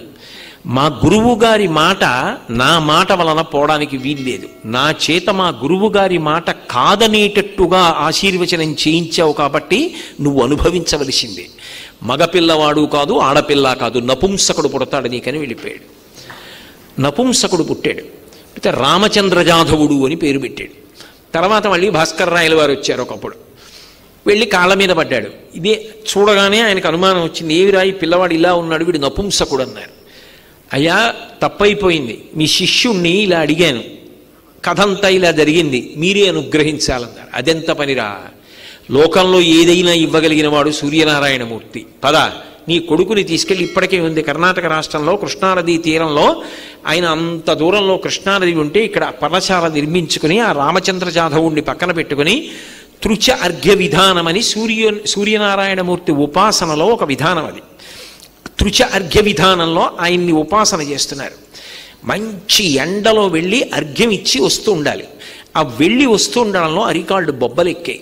భాస్కర్ రాయల వారు పడుకున్నారు. శిష్యులు కాళ్ళు ఒత్తుతున్నారు. ఒత్తుతుండగా ఒకరోజు శిష్యులు అడిగారు, గురువుగారు రోజు ఎండలో వెడుతున్నారే కృష్ణానది దగ్గరికి, పర్ణశాల కృష్ణానది ఒడ్డున కట్టుకుందాం గురువుగారు అన్నారు. ఆయన నవ్వి అన్నారు, ఎరా పర్ణశాల కృష్ణానది ఒడ్డున కడదామని అడిగారు కానీ కృష్ణానదిని పర్ణశాల దగ్గరికి తెమ్మని ఎందుకు అడగలేదురా అన్నారు. అంటే వాళ్ళు అన్నారు, మీరంత శక్తివంతులే, కృష్ణానదినే పర్ణశాల దగ్గరికి తీసుకురండి, మాకు కావలసింది మీరు శ్రమ పడకూడదు. ఆయన వెంటనే సూర్యా అని పిలిచారు. గబగబా సూర్యమండలంలోంచి సూర్యనారాయణమూర్తి వచ్చాడు. ఎవరికి? భాస్కర్ రాయల వారికి. వచ్చి నమస్కారం చేసి మీకేం కావాలని అడిగాడు. కృష్ణానదిని నా పర్ణశాల ముందు నుంచి ప్రవహింపచేయి అన్నారు. అంటే ఆయన అన్నాడు, మీకు తెలియని విషయం కాదు, సృష్టి ప్రారంభంలో హిరణ్య గర్భుడు నదులకు వెళ్ళవలసిన మార్గాన్ని నిర్దేశించాడు, దాని దారి మళ్లించకూడదు, అందుకని నేను మీ పర్ణశాల వైపు తేకూడదు, మన్నించండి అన్నాడు. అంటే భాస్కర రాయల వారు అన్నారు, నేను నా ఉపాసన బలంతో ఇక పైన సూర్యారాధన లోకంలో లేకుండా చేస్తానన్నాడు. ఆయన అన్నాడు, అయ్య బాబోయ్ అవన్నీ ఎందుకు, మీకు కావలసింది ఏమిటి? ఆ రామచంద్ర జాధవుడు పురుషుడు అవడం, నేను వాడు పురుషుడు అయ్యేట్టుగా అనుగ్రహిస్తానన్నాడు. నేనేం బెచ్చగాడిని అనుకుంటున్నావా? నిన్ను ఉపాసన చేయకుండా అనుగ్రహిస్తానంటున్నావు, నేను ఉపాసన చెయ్యాలి, నువ్వు తృప్తి పొంది అనుగ్రహించాలి. కృష్ణానదిని ఇలా ప్రవహింపజేయి, నా శిష్యులకు మాట ఇచ్చానన్నారు. ఒక్కలా తీరుస్తా. మీరున్నంతకాలం పర్ణశాల ముందు నుంచి వెడుతుంది. మీరు శరీర త్యాగం చేసిన తర్వాత కృష్ణపాయ వెనక్కి వెళ్ళిపోతుంది. ఇప్పటికీ ఆ పర్ణశాల ముందు ఇసుక దిబ్బలు రాళ్ళు ఉంటాయిట. భాస్కరరాయల వారి కోసం కృష్ణానది అటువైపుగా వెళ్ళింది. తృచ అర్ఘ్య విధానంలో సూర్యనారాయణమూర్తిని ప్రసన్నుణ్ణి చేసుకుని రామచంద్ర జాధవుడికి మళ్ళీ పుంస్తవాన్ని ఇచ్చారు. మహానుభావుడు ఎంతమందిని అనుగ్రహించాడు, ఒకళ్ళనా ఇద్దరినా? సూర్యనారాయణమూర్తి అంటే ప్రత్యక్ష దైవం. ఆయన్ని నమ్ముకుని ఆయన అనుగ్రహంతో వృద్ధిలోకి వచ్చిన వాళ్ళు ఈ లోకంలో ఎందరో ఉన్నారు. ఆయన దర్శనాన్ని పొందిన వారు ఎందరో ఉన్నారు. అందుకే అది ఒక చైతన్య స్ఫూర్తి, అదొక గొప్ప దీప్తి. నిజంగా చెప్పాలి అంటే తెల్లవారుజామున నిద్రలేచి తెల్లవారుజాము కాలంలో ఉండేటటువంటి ఆ సత్వగుణం, ఆ వాతావరణం, ఆ ప్రకృతి, ఆ ఆనందానికి అలవాటు పడినవాడు ఏ కారణం చేత కూడా ఆ కాలంలో ఇక నిద్రపోలేడు. ఎందుకని అంటే ప్రకృతిలో అంత గొప్ప చైతన్యం ఉంటుంది, ఆ సమయంలో అంత అందం ఉంటుంది. మయూరకవి అసలు ఆ సూర్యోదయం జరిగేటప్పుడు ఉండేటటువంటి పూర్వరంగాన్ని వర్ణించాడు. అనూరుడు అని ఆయన గరుత్మంతుడికి సోదరుడు, వినత యొక్క కుమారుడు. ఆయన సూర్యరథాన్ని నడుపుతాడు. రథాన్ని సిద్ధం చేసి సూర్యనారాయణమూర్తి యొక్క అంతఃపుర ద్వారం దగ్గర నిలబడతాట. నిలబడితే సూర్యనారాయణమూర్తి అంతఃపురంలోంచి బయటికి వస్తాడు. ఇక రథం ఎక్కాలి. అనూరుడి వంక చూస్తాట. పరమభక్తితో సూర్యుడికి నమస్కారం చేస్తాడు అనూరుడు. అనూరుడి వంక చూసి ఒక మాట అడుగుతాట, ఏమయ్యా, ఎప్పటినుంచో ఈ 7 గుర్రాల్ని పూంచి రథాన్ని నడుపుతున్నావు, రథాలు బడలిపోయాయి కదా, గుర్రాలు బడలిపోయాయి కదా, ఇంద్రుణ్ణి అడిగి ఉచ్చైశ్రవాన్ని తీసుకొచ్చి కడదామా అని ఆలోచన చేస్తున్నావా? మన గుర్రములకు బడలిక ఉండదు. ఇటువంటి గుర్రములు సృష్టి లేవు. ఇవి ఆకుపచ్చ వర్ణంలో ఉంటాయి. వీటిలోంచి వింతకాంతులు వస్తాయి. ఆ గుర్రములనే కట్టు. వాటికి ఉన్న పగ్గములు అరిగిపోయాయి అనుకుంటున్నావా? కాబట్టి పశ్చిమ దిక్కున ఉన్న వరుణుణ్ణి అడిగి పాశములు పట్టుకొచ్చి గుర్రాలకు కడదాం అనుకుంటున్నావా? మన గుర్రాలకి కట్టేటటువంటి పాశములు వరుణుడి దగ్గర కూడా ఉండవు. ఇవి సర్పపాశములు. సర్పపాశములతో ఈ గుర్రాలు ముందుకు వెడతాయి. పాశములు మార్చకు. ఏకచక్రధరం దేవంతం సూర్యం ప్రణమామ్యహం అని ఆయన ఏకచక్ర రథం. ఆ రథానికి ఒకటే చక్రం ఉంటుంది. ఒక చక్రమే ఉంది కాబట్టి విష్ణువు దగ్గర ఉన్న సుదర్శన చక్రాన్ని తీసుకొచ్చి రెండో వైపు అమరుద్దాం అనుకుంటున్నావా? ఇరుసుకి అక్కర్లేదు. ఇన్నేళ్లు తిరిగినా చక్రం అలాగే ఉంటుంది, బెంగపెట్టుకోకు అంటట. పరమ సంతోషాన్ని పొంది అనూరుడు సూర్యనారాయణమూర్తికి నమస్కారం చేసి రథం ఎక్కుతాట. వెనక సూర్యుడు వచ్చి రథం ఎక్కుతాడు. ఎక్కగానే ఒక్కసారి గుర్రాలు 7 కూడా సకిలించి ఆకుపచ్చ కాంతులు చిమ్ముతూ బొక్క ఉదుటున పైకి లేస్తాయిట. నడుం వరకే ఉంటాడు అనూరుడు, కింద కాళ్ళ భాగం ఉండదు. ఎందుకంటే గుడ్డులో పూర్తిగా పొదగడం పూర్తి కాకముందే వినత బద్దలు కొట్టింది, అందులోంచి వచ్చాడు. ఊంచుకోవడానికి కాళ్ళు లేక వెల్లగిల పడతాట అనూరుడు. పడి మళ్ళీ సర్దుకుని రథంలో కూర్చుని పగ్గాలు పట్టుకుంటాట. ఒకసారి గిర్రను తిరుగుతుందట రథం. నాకు ఆ మయూర కవి చేసినటువంటి వర్ణన చదువుతుంటే ఆశ్చర్యంగా ఉంటుంది. ఎలా దర్శనం చేశాడు రా మహానుభావుడని. 100వ శ్లోకం పూర్తి చేసేటప్పటికి రచన కుష్ఠవ్యాధి పోయింది. ఆ రథం గిర్రని తిరుగుతుందట. తిరిగినప్పుడు తూర్పు దిక్కుకు ముందు చూస్తుంది. చూడగానే అక్కడ ఇంద్రుడు నిలబడతాడు. ఎందుకని అంటే ప్రాగ్దిగ్భాగే ఇంద్రో దేవత ఇంద్రప్రసాదాత్ రాజ్యాభివర్ధనమశ్నుతే అని కదా ఆశీర్వచనం. తూర్పు దిక్కుకు ఇంద్రుడు అధిపతి. గౌతమ మహర్షి శాపం చేత ఆయనకి ఒళ్ళంతా కళ్ళు పద్మాల్లా కనపడతాయి. సహస్రాక్షుడు అని పేరు. సూర్యకిరణాలు పడితే పద్మాలు విచ్చుకుంటాయి. ఇంద్రుడిలా నిలబడేటప్పటికి తూర్పుకి సూర్యకిరణాలు పడితే ఇంద్రుడి యొక్క ఒంటి మీద ఉన్న పద్మాలన్నీ ఒక్కసారి వికసనం పొంది అన్ని పద్మాలతో ఉన్న ఇంద్రుడు విచిత్రంగా ఉంటాట. ఉండి నమస్కారం చేస్తాట సూర్యుడికి. రథం ఆగ్నేయ దిక్కుకి తిరుగుతుంది. అగ్నిహోత్రుడు భట్టారక బిరుదంకితుడు. భట్టారక అంటే పరమ పూజనీయుడు అని గుర్తు. శ్రియమిచ్చేత్ హుతాశన ఐశ్వర్యము కానీ మంచి బుద్ధి కానీ అగ్ని ఆరాధన వలన వస్తుంది. అగ్నిహోత్రుడు లేచి అంటాట, రాత్రి నేను వెలుగుతుంటే బాగా కనపడ్డాను అందరికీ. సూర్యదేవా నువ్వు ఉదయించావు, నా కాంతులను కప్పేశావు అని 2 చేతులిచ్చి అగ్ని నమస్కరిస్తాట. రథం దక్షిణానికి తిరుగుతుంది. తిరిగేటప్పటికి యమధర్మరాజు గారు దున్నపోతు మీద కూర్చుని ఉంటాడు. కాలంలో ఎవరి ఉసురు తీయాలో లెక్క కట్టుకుంటూ ఉంటాడు. వెంటనే అనూరుడు ఒక పెద్ద కేక వేస్తాట. గుర్రానికి దున్నపోతుకి పడదో, ఒకదాన్నొకటి కుమ్ముకుంటాయి. నీ తండ్రి అయిన సూర్యనారాయణమూర్తి లోకమునందు ప్రయాణించడానికి బయలుదేరాడు. యమధర్మరాజా దున్నపోతు నుంచి కిందకి దిగి దాన్ని వెనక్కి కట్టు అంటాట. గబగబా తొందరపాటుతో యముడు దున్నపోతు మించి దిగిపోయి దాన్ని వెనక్కి తిప్పి కట్టేసి 2 చేతులు కైమోడ్చి నమస్కరిస్తాట. తండ్రి కదా మరి సూర్యుడు. రథం దక్షిణం నుంచి నైరుతికి తిరుగుతుంది. రాక్షసులందరూ నైరుతి దిక్కున లేచి నిలబడతారట. ఒరే, ఇంతకాలం మీరు క్రూరమైన బుద్ధులను పొంది ఉన్న కారణం చేత రాక్షసులు అనిపించుకున్నారు. అందులో ఉన్నటువంటి శివతేజస్సు మీ మీద పడితే మీకు రాక్షస బుద్ధులు పోయి మంచి బుద్ధులు కలుగుతాయి. అపకీర్తి పోయి మంచి పేరు పొందుతారు, నమస్కరించండి అంటే అనూరుడు. రాక్షసులందరూ నమస్కరిస్తారు. నైరుతి నుంచి మండలాకారంగా పశ్చిమానికి తిరుగుతుంది. వరుణుడు లేచి నిలబడతాడట. జలాధిదేవత కదా. పశ్చిమ దిగ్భాగే వరుణో దేవత వరుణ ప్రసాదాత్ వంశాభివర్ధనమశ్నుతే అని ఆశీర్వచనం. ఆయన అనుగ్రహం ఉంటే వంశం వృద్ధిలోకి వస్తుంది. వరుణుడు లేచి నిలబడి నమస్కరిస్తాట. వెంటనే అనూరుడు అంటాడు, గుర్రాల్ని నీటితో తడిపితే అవి సంతోషాన్ని పొందుతాయి. ఓ వరుణుడా, నువ్వు జలాధిదేవతవి కాబట్టి నీళ్లతో ఆయన గుర్రాల్ని తడుపు, సూర్యుడు సంతోషిస్తాడంటే. వెంటనే వరుణుడు లేచి ఆ గుర్రాలన్నీ తడుపుతాడు. వాయువ్యం వైపుకి తిరుగుతుంది.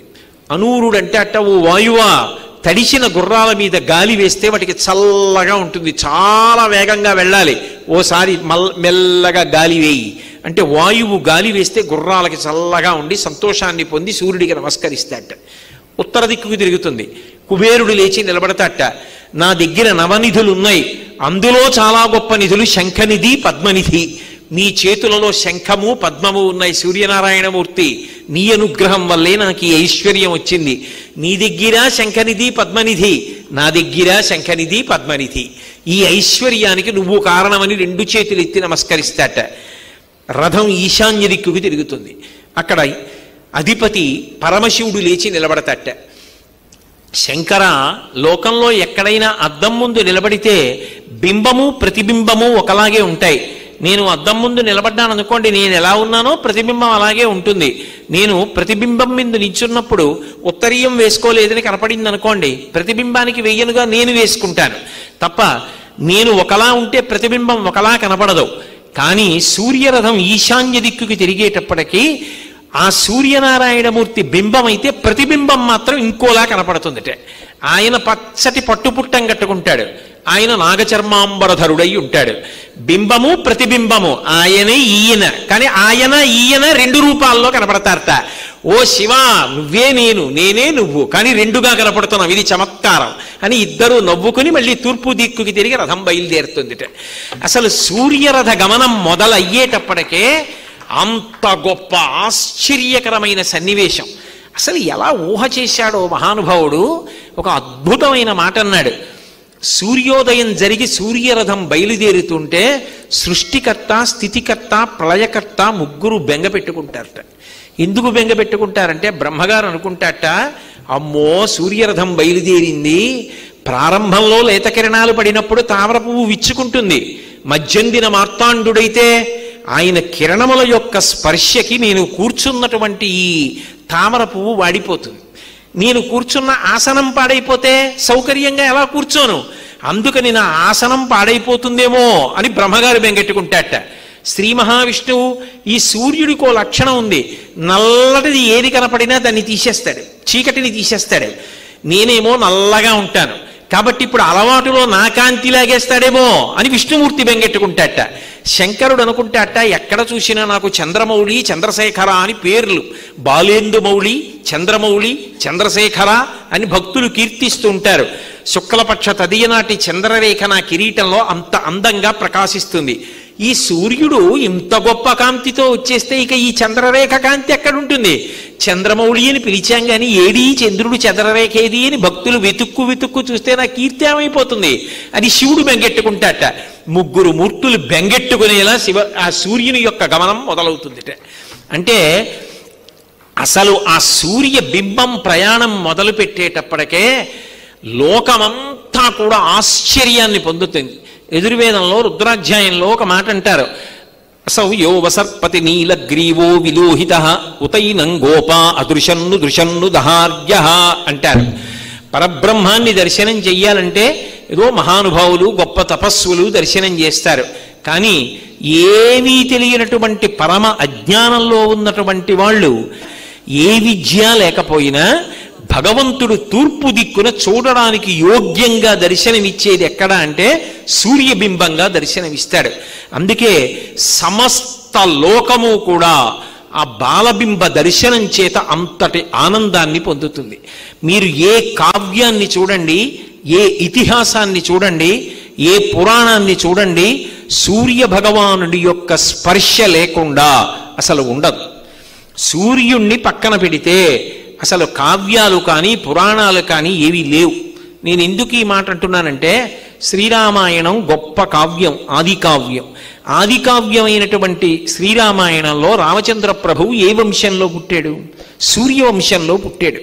అన్నిటినీ మించి అసలు క్లిష్టమైన సందర్భం ఏర్పడినప్పుడు ఉపాసన ఎవరిని చేశారు? సూర్యోపాసన చేశారు. ఆదిత్య హృదయం ఎక్కడుంది?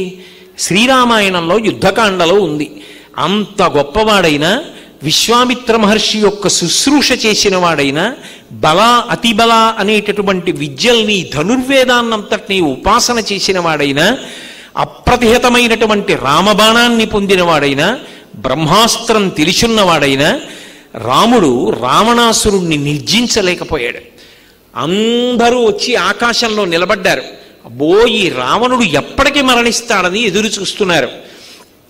ఎప్పటికీ మరణించకుండా రామరావణ యుద్ధానికి వాల్మీకి మహర్షి పోలిక వేయలేదు. ఎక్కడైనా ఉపమానం చెప్పాలి, పోలిక చెప్పాలి అంటే వాల్మీకి మహర్షే. వాల్మీకి మహర్షిని చూసి కాళిదాస మహాకవి నేర్చుకున్నాడు అంటారు. అటువంటి వాల్మీకి రామరావణుల యుద్ధం జరిగితే పోలిక చెప్పలేదు సరికదా. రామరావణ యుద్ధం ఎంత గొప్పది అంటే సముద్రానికి సముద్రమే పోలిక, రామరావణ యుద్ధానికి రామరావణ యుద్ధమే పోలిక అన్నారు. అంత గొప్ప యుద్ధం జరిగింది. రావణుడు మాత్రం పడిపోలేదు. అంత ఇబ్బంది జరుగుతుంటే తతో యుద్ధ పరిశ్రాంతం సమరే చింతయా స్థితం రావణంచాగ్రతో దృష్ట్వా యుద్ధాయ సముపస్థితం. ఒక్కసారి అగస్త్య మహర్షి గబగబా బయలుదేరి వచ్చారు. రామ రామ మహాబాహో శృణుగృహ్యం సనాతనం ఏన సర్వాన్ నరీన్ వత్స సమరే విజీష్యసి ఆదిత్య హృదయం పుణ్యం సర్వశత్రు వినాశనం జయాభాంజపే నిత్యం సర్వమంగళప్రదం. ఇది సర్వమంగళములనిస్తుంది, జయాలనిస్తుంది. ఈ ఆదిత్య హృదయాన్ని నువ్వు బాగా పారాయణ చెయ్యి. 3 మాటలు చదివి రథం ఎక్కావా రావణుడు పడిపోతాడు అని యుద్ధభూమిలోకి వచ్చి ఆదిత్య హృదయాన్ని ఉపాసన చేశారు. ఆ ఆదిత్య హృదయంలో నమక చమకాలు ఉన్నాయి. వాల్మీకి మహర్షి చేసినటువంటి పరమాద్భుతమైన ప్రయోగం ఏమిటంటే సూర్యోదయం జరగడానికి ఎంతసేపు పడుతుందో ఆదిత్య హృదయం చదవడానికి అంతేసేపు పడుతుంది. మీకు కాకినాడ లాంటి పట్టణాల్లో అంత బాగా తెలియదు, కానీ విశాఖపట్టణం లాంటి చోటుకి వెళ్ళి మీరు ఈ ప్రక్రియని చేసి చూస్తే మీకు స్పష్టంగా తెలుస్తుంది. కటిక చీకటిగా ఉంటుంది. నేను విశాఖపట్నం ప్రవచనాలకు వెళ్ళినప్పుడు 1-2 మాటలు ఆ సముద్రపు ఒడ్డున కూర్చుని ఇది అనుభవించి స్వానుభవంతో చెప్తున్నమాట. అతిశయంతో ఏదో గొప్పతనంతో చెప్పట్లా, పెద్దలు చెప్పింది నేను అనుభవించి చూశానంతే. సముద్రపు ఒడ్డున కూర్చుంటే చీకటిగా ఉంటుంది, ఏమీ కనపడదు. ఎదురుగుండా ఎక్కడో సముద్రం లోపల ఉన్నటువంటి ఓడల్లో దీపాలు వెలుగుతూ ఉంటాయి. సూర్యబింబం ఎటుస్తుందో కూడా మీకు తెలియదు. మీరు అటువంటప్పుడు అలా కూర్చుని ఎదురు చూస్తూ ఉంటే అకస్మాత్తుగా ఎక్కడో ఒక చోటు నుంచి ఎర్రటి కాంతి కొడుతుంది సముద్రంలోంచి పైకి. కాంతి ఎక్కడొస్తోందో మీరు గమనించడం మొదలు పెడితే కాంతి దట్టం అవడం మొదలవుతుంది. మీరు వెంటనే తతో యుద్ధ పరిశ్రాంతం సమరే చింతయా స్థితం రావణం చాగ్రతో దృష్ట్వా యుద్ధాయ సముపస్థితం దైవతైశ్చ సమాగమ్య ద్రష్టుమభ్యాగతోరణం ఉపాగమ్యాబ్రవీద్రామ అగస్త్యో భగవాన్ ఋషి రామ రామ మహాబాహో సునురుయ్యం సనాతనం అని ఆదిత్య హృదయం చదవడం మొదలు పెడితే మీరు ఆదిత్య హృదయం పూర్తి చేసేటప్పటికి బింబం రంగు మారిపోతుంది. ఎర్రటి బింబం కుంకం పువ్వుల ముందు పైకొస్తుంది. మహానుభావుడు ఎవరు దర్శనం చేశాడో కానీ అచ్చ తెలుగులో పరమాద్భుతంగా ఇచ్చాడు. ఏదో పుట్టేటి భానుడు పుష్యరాగపు ఛాయ పుష్యరాగము మీద బంగారు పొడి ఛాయ శ్రీ సూర్యనారాయణ మేలుకో హరి సూర్యనారాయణ అంటాడు. అది ఆ ఉదయిస్తున్నటువంటి బింబం రంగు ఎలా ఉంటుందంటే ఎర్రటి కాంతితో ఆకాశంలో బొట్టు పెట్టినట్టు వస్తుంది. దాని కాంతి సముద్రం మీద అడ్డంగా నిలువుగా మండుతున్నట్టు పడుతుంది. దాంట్లోంచి ఒక పడవ వెడుతోందనుకోండి, పడవ కూడా ఎర్రగా ఉంటుంది. మీరు వెనక్కి తిరిగి పశ్చిమ దిక్కు వరకు చూశారనుకోండి, అక్కడ వరకు విశాఖపట్నం అంతా ఎర్రగా ఉంటుంది. అంత ఎర్రగా ఉందని మీరు అనుకుంటారు. మీరు అలా చూస్తూ ఆదిత్య హృదయం చదువుతూ ఉంటే అప్పుడు ఈ చక్షువుతో మీరు స్పష్టంగా చూడొచ్చు, ఏం కంటికి ఇబ్బంది ఉండదు. మీరు చూస్తూ చూస్తూ ఉండగా బింబం మారుతుంది. జామిక్కి భానుడు జాజి పువ్వు ఛాయ జాజి పువ్వు మీద సంపంగి పువ్వు ఛాయ శ్రీ సూర్యనారాయణ మీలుకో హరి సూర్యనారాయణ. ఎవరు అనుభవించాడో మహానుభావుడు. తెల్లటి వర్ణాన్ని పొందుతుంది, పైకెక్కుతుంది. పైకి కొంత దూరం ఎక్కేసేటప్పటికి ఒక జాము అయ్యేటప్పటికి జాజి పువ్వు ఛాయ పొంది లోపల చుట్టూ అంతా సంపంగి పువ్వు ఛాయ. సంపంగి అంటే సింహాచలం సంపంగి, పసుపు ఎరుపుల వర్ణంలో ఉంటుందే ఆ రంగులోకి తిరుగుతుంది. కాకినాడలో తెల్లవారుజాము ఎప్పుడైనా కొంతసేపు వ్యాహ్యాలిగా అలా నడిచి సూర్యోదయం అయిన తర్వాత ఇంటికి వచ్చేసే ముందు బింబం చూస్తే నాకు ఆ బింబం అప్పుడు మాత్రం తూర్పు దిక్కున కనపడుతుంది. అందుకని ఏదో జామిక్కి భానుడు జాజి పువ్వు ఛాయ జాజి పువ్వు మీద సంపంగి పువ్వు ఛాయ శ్రీ సూర్యనారాయణ మీలుకో హరి సూర్యనారాయణ. ఎవరో మహానుభావుడు ఎందుకు ఇచ్చాడంటే ఉపాసనకి యోగ్యంగా బింబాన్ని జ్ఞాపకం పెట్టుకోవడానికి ఇచ్చాడు ఈ పాట. ఎంత గొప్పగా ఇచ్చాడు. తెలుగు జాతి గర్వపడాలా ఆ పాట. ఆయన ఆ రచయిత ఎవరో నాకు తెలియదు. అలాగే మధ్యాహ్న భానుడు మల్లె పువ్వు ఛాయ మల్లె పువ్వు మీద మంకెన్న పొడి ఛాయ శ్రీ సూర్యనారాయణ మీలుకో హరి సూర్యనారాయణ. మధ్యాహ్నం అయ్యేటప్పటికి ఉండేటటువంటి సూర్యబింబం కేవలంగా ఈ కంటితో చూడడానికి వీలుగా లేకపోయినా ఎక్కువసేపు చూడకుండా కొద్దిగా ప్రయత్నం చేసి చూస్తే మల్లె పువ్వు ఛాయ తెల్లటి కాంతి కనపడుతూ ఉంటుంది. అన్ని వర్ణములు తెలుపులోంచే కదా వచ్చాయి. తెల్లగా కనపడి దాని మీద మంకెన్న పొడి ఛాయ, మంకెన పూలను ఉంటాయి ఎర్రగా ఉంటాయి, అందులో ఉన్నటువంటి పుప్పుడి తీసి దాని మీద చల్లితే ఎలా ఉంటుందో బింబం అలా ఉంటుంది. దుర్నిరీక్ష్యం, ఈ కంటితో ఎక్కువసేపు చూడలేరు. అందుకే మధ్యాహ్న భానుడు మల్లె పువ్వు ఛాయ మల్లె పువ్వు మీద మంకెన్న పొడి ఛాయ శ్రీ సూర్యనారాయణ. మరి అప్పుడు మేలుకో ఏమిటి అంటే అలా మారే లక్షణం ఉన్నవాడా మేలుకో, అది అన్వయం. కాబట్టి హరి సూర్యనారాయణ. చిట్ట చివర ఆయన సూర్యాస్తమయం అయిపోతుంటుంది. ఆ సూర్యాస్తమయం అయిపోయేటప్పుడు ఏదో ఆ గృంకేటి భానుడు గుమ్మడి పువ్వు ఛాయ గుమ్మడి పువ్వు మీద కుంకంపు పొడి కుంకంపు పువ్వు ఛాయ శ్రీ సూర్యనారాయణ. గుమ్మడి పూలని పూస్తాయి, పెద్ద పెద్ద పువ్వులు ఉంటాయి గుమ్మడి పూలు. పసుపు వర్ణం ఎరుపు వర్ణం కలిసి భలే అందంగా ఉంటుంది గుమ్మడి పువ్వు. ఆ గుమ్మడి పువ్వు మీద కుంకుమ పొడి జల్లితే ఎలా ఉంటుందో కుంకుమ పువ్వు ఛాయ, ఆ కుంకం పువ్వులు తీసుకొచ్చి జల్లితే ఎలా ఉంటుందో అస్తమిస్తున్న బింబం మళ్ళీ ఎర్రగా అటువంటి రంగులో దిగుతుంది. తిక్కన గారైతే ఒక అద్భుతమైన మాట అన్నాడు భారతంలో. భర్త ఏదో ఉద్యోగం చేయడానికి పొద్దున్నే బయలుదేరి వెళ్ళిపోయాడు అనుకోండి, సాయంకాలం వచ్చేస్తాడని తెలుసు. కులకాంత ఏం చేస్తుంది, ఆయన తిరిగి వచ్చే వేళటికి గబగబా స్నానం చేసి చక్కగా మంచి చీర కట్టుకుని పువ్వులు పెట్టుకుని ఆయన వస్తారు, ఆయన సంతోషించాలి, నన్ను చూసి ఆయన పొందిన బడలిక తీరిపోవాలి అని ఎదురు చూస్తూ ఉంటుంది. కులకాంత కదూ. సూర్యనారాయణమూర్తి తిరిగి వచ్చాడు. తిరిగి వచ్చేటప్పటికి ఆమె పశ్చిమ దిక్కు అనబడేటటువంటి కాంత. సూర్యుడు వచ్చి రథం దిగుతాట. రథం దిగగానే భర్తని చూసేటప్పటికీ ఆమె బుగ్గలు రాగరంజితములవుతాయిట, ఎర్రగా అనురాగంతో అరుణకాంతులు వస్తాయిట. పశ్చిమ దిక్కు అనబడేటటువంటి కాంత యొక్క బుగ్గల ఎరుపే సూర్యాస్తమయ సమయంలో ఆకాశంలో కనపడిన ఎరుపు రంగు అన్నాడు తిక్కనయ్య. నిజంగా లోకంలో మనసు నిలబెట్టి ఉపాసన చెయ్యడం చాలా కష్టమే అయినా సూర్యోపాసన చాలా తేలిక. ఎందుకంటే ఒక్కసారి మీరు సూర్యబింబం ఉదయించేటటువంటి తీరు మనసులో బాగా పట్టుకోగలిగితే, ఆ సమయంలో ఆదిత్య హృదయం చదవడం అలవాటైతే మీరు వేదిక మీద ఆదిత్య హృదయం చదవలేరు. ఎందుకు చదవలేరో చెప్పనా? ఒక్కటే తేడా, అక్కడ కళ్ళు మూసుకుని ఆ బింబాన్ని చూడడం అలవాటైపోతుంది. ఆ బింబాన్ని చూస్తున్నప్పుడు అది ధార కింద వెళ్ళిపోతుంది. అలా లేకుండా చదువుతున్నారనుకోండి, అది వెతుక్కుంటుంది ఆ బింబం కోసం. ఏదో రామకృష్ణ పరమహంస మాటల్లో చెప్పాలంటే నల్లమందుకు అలవాటు పడిన నెమలిలా ఆ ప్రాతకాలంలో ఉదయించేటటువంటి బింబం, ఆ సముద్రం, ఆ కాంతి, ఆ పర్వతాలు, ఆ కొండలు, ఆ విశాఖపట్టణం, ఆ కాంతులు అవన్నీ అనుభవిస్తూ ఆదిత్య హృదయం చదవడానికి అలవాటు పడిపోయినవాడు అవి కళ్ళ ముందు లేకుండా నువ్వు ఆదిత్య హృదయం చదువు అంటే చదవలేడు.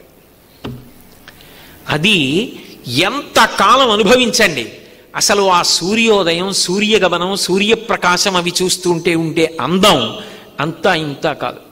నాకు ఉన్న సమయాన్ని దృష్టిలో పెట్టుకుని నేను అన్ని విషయాలు స్పృశించడం సాధ్యమయ్యే విషయం కాదు. కానీ ద్వాదశాత్మన్నమోస్తుతే అంటారు ఆదిత్య హృదయంలో. సూర్యుడు 12 ప్రకాశిస్తాడు, 12 పేర్లతో ప్రకాశిస్తాడు. ద్వాదశాదిత్యులు అంటారు. ద్వాదశాదిత్యులు అంటే తత్వతః సూర్యుడు ఒకడే అయినా చాంద్రమానంలో చైత్రము, వైశాఖము, జ్యేష్ఠము, ఆషాఢము, శ్రావణము, భాద్రపదము ఇలా మాసాలు వస్తాయి కదా. ఒక్కొక్క మాసంలో సూర్యుడిని ఒక్కొక్క పేరుతో పిలుస్తారు. ఇప్పుడు మాఘమాసం ఉందనుకోండి, మాఘమాసంలో ఉండేటటువంటి సూర్యుడిని పూష అని పిలుస్తారు. పూష అని పిలిస్తే దాని అర్థం ఏమిటంటే అది సాక్షాత్ విష్ణు స్వరూపం. కాబట్టి ఈ మాఘమాసంలో ఆయన ఉపాసన చేసినా, నమస్కరించినా, పాయసాన్నం పెట్టినా మీరు చూడలేని రథం. ఎందుకంటే ఒక్క రథసప్తమి నాడు నక్షత్రాలన్నీ రథాకారం పొందుతాయి. పొందితే ఆయన కాంతి స్వరూపుడై అందులో కూర్చుంటాడు. ఆ రథం ఈ కంటితో చూడడం తెలియకపోయినా, ఎందుకంటే సూర్యోదయానికి కదిలిపోతున్న రథం, ఆ రథాన్ని చూడలేకపోయినా తేలికగా రథ దర్శనం చేయిస్తారు. చిక్కుడుకాయలు కొత్త చీపురు పుల్లలకి గుచ్చి అందులో 2 చిక్కుడు పువ్వులు పుడితే అదే సూర్యుడు కూర్చున్న సూర్యరథం. చిక్కుడు ఆకులోనే ఇంత ప్రసాదం పెట్టి నైవేద్యం పెడితే సూర్యుడు ప్రీతి చెందుతాడు. మీకు ఉపాసనలో ఒక గొప్ప రహస్యం చెప్తా వేదిక మీద. రహస్యం అంటే ఒకటే చెప్పాలి, నేను సభలో చెప్తున్నా. మీరు ఏ భగవత్ స్వరూపానికి నైవేద్యం పెట్టండి, చేయి పెట్టి ముట్టుకున్నాడని నమ్మకం ఉండదు. నేను మా గురువుగారిని చూసి ఒకసారి ఆశ్చర్యపోయి, అదేమిటి గురువుగారు అంటే అప్పుడు చెప్పారు గురువుగారు, నేను తెల్లబోయాను. సూర్య భగవానుండి మాఘమాసంలో ఉపాసన చేసి నైవేద్యం పెట్టేటప్పుడు మీరు పూజా మందిరంలో చెయ్యక్కర్లా. మీరు ఇంటి బయట కానీ, పూలకుండీ దగ్గర కానీ, మేడ మీద కూర్చుని కానీ సూర్యబింబం సూర్యోదయం సమయంలో ఉపాసన చేసి భార్య వండిన పాయసాన్ని అక్కడ పెట్టి ఇలా నైవేద్యం పెడుతుంటే ఆయన కిరణములు వచ్చి తిన్నగా పాత్రలో పడతాయంటే, కిరణములంటే కరములు చేత్తో ముట్టుకున్నాడు. ఇలా ఒక్క సూర్యప్రసాదమే ఆయన చెయ్యి తగిలిన ప్రసాదం మీకు లభిస్తుంది అనుభవించగలిగితే. అది ఆశ్చర్యం. మహానుభావుడు అంతగా అనుగ్రహించగలిగినటువంటి రూపం లోకంలో ఆయనే. శ్రీరామాయణానికి ప్రాణం పెట్టింది ఎవరు? రావణ సంహారంలో. రాముడికి అంత శక్తినిచ్చినవాడు సూర్యనారాయణమూర్తి. ఆయన ఉపాసన చేస్తే ఆదిత్య హృదయం చదివితే త్రిరాచమ్య శుచిర్భూత్వా ధనురాదాయ వీర్యవాన్ రావణం ప్రేక్ష హృష్టాత్మా యుద్ధాయ సముపాగతం. ఒక్కసారి వెళ్ళాడు. ఆదిత్య హృదయాన్ని ఉపదేశం చేసిన అగస్త్యుడు ఉన్నాడా రావణ సంహారం అయ్యే వరకు? లేడు. జగామచ యథాగతం ఆదిత్య హృదయం ఉపదేశం చేసి వెళ్ళిపోయాడు. అదేమిటి మరి ఉండద్దా? ఆదిత్య హృదయం నేను రాముడికి ఉపదేశం చేసిన తర్వాత ఇంకా రావణాసురుడు బ్రతికుంటాడా? ఇంకా నేను నిలబడి చూడడం ఏంటి? ఇంక ఉండడు రావణాసురుడు, చచ్చిపోతాడు. మిగిలిన వాళ్ళు చూశారేమో. అగస్త్యుడు వెళ్ళిపోయాడు. గురువుకి తనిచ్చిన మంత్రం మీద ముందు తనకంత నమ్మకం ఉండాలి. అది నా శిష్యుణ్ణి రక్షించి తీరుతుందని అది ఉపాసన చేశాడు రాముడు. రావణ సంహారం అయిపోయిందంతే. ఆ సూర్య బింబోపాసనం అంత గొప్పది. అయితే సాధారణంగా ఏమనుకుంటారంటే రాముడు ఆదిత్య హృదయం చదివాడు, రావణ సంహారం అయింది అనుకుంటారు. కానీ అసలు రామాయణంలో సూర్యబింబాన్ని రాముడి కన్నా ముందు ఉపాసన చేసింది ఎవరంటే సీతమ్మ చేసింది. అందుకే భార్య భర్త కలిసి నమస్కారం చేయొచ్చు చక్కగా. ఆయన సర్వకాలముల యందు కాపాడతాడు, అన్ని ఆపదల యందు కాపాడతాడు. ఇద్దరూ కలిసి ఒకసారి నమస్కారం చేస్తుండొచ్చు. సీతమ్మ ఎందుకు చేసింది ఉపాసన అని మీరు అంటారేమో. యుద్ధకాండలో రాముడు సముద్రం నుంచి బయలుదేరి ఉత్తర దిక్కుకు వచ్చాడు. సుబేల పర్వతం మీద కూర్చునున్నాడు. రావణుని యొక్క గూఢచారులు వెళ్ళి రామచంద్రమూర్తి వచ్చేశారు, ఉత్తర దిక్కున సుబేల పర్వతం మీద కూర్చున్నారని రావణుడికి చెప్పారు. వాడు మంత్రులతో పెద్ద సమావేశం పెట్టి విద్యుజిహ్వుడు అనబడేటటువంటి ఒక రాక్షసుణ్ణి పిలిచాడు. వాడికి అన్ని రకాలైనటువంటి మాయలు తెలుసు. వాడిని పిలిచన్నాడు, రాముడి యొక్క తల, రాముని యొక్క ధనస్సు తయారు చేసి పట్టుకురా అన్నాడు. వాడు అచ్చు రాముడి తల ఎలా ఉంటుందో, రాముడి ధనస్సు ఎలా ఉంటుందో సృష్టించి తీసుకొచ్చాడు. రా నాతో అని అశోకవనానికి వెళ్ళాడు. అవి కింద బారాయి అన్నాడు. వాడు కింద బారేశాడు. సీతమ్మ నేనంటే అమ్మ అంటాను, వాడు అనడు. నేను అలా అనకుండా ఉండలేను. చూశావా రాముడి తల? నిన్న రాత్రి ఉత్తర తీరాన్ని చేరి నిద్రపోతున్నటువంటి రాముడి తలని ప్రహస్తుడు తన పొడవైనటువంటి కత్తితో నరికేశాడు. రాముడు సంహరింపబడ్డాడు. అదిగో ఆయన ధనస్సు. రాముడు ఉన్నాడు, రక్షిస్తాడన్నావుగా, అసలు యుద్ధం ప్రారంభం కాకముందే రాముడు నిహతుడయ్యాడు. అదిగో ధనస్సు, ఇప్పటికైనా నా పాన్పు చేరన్నాడు.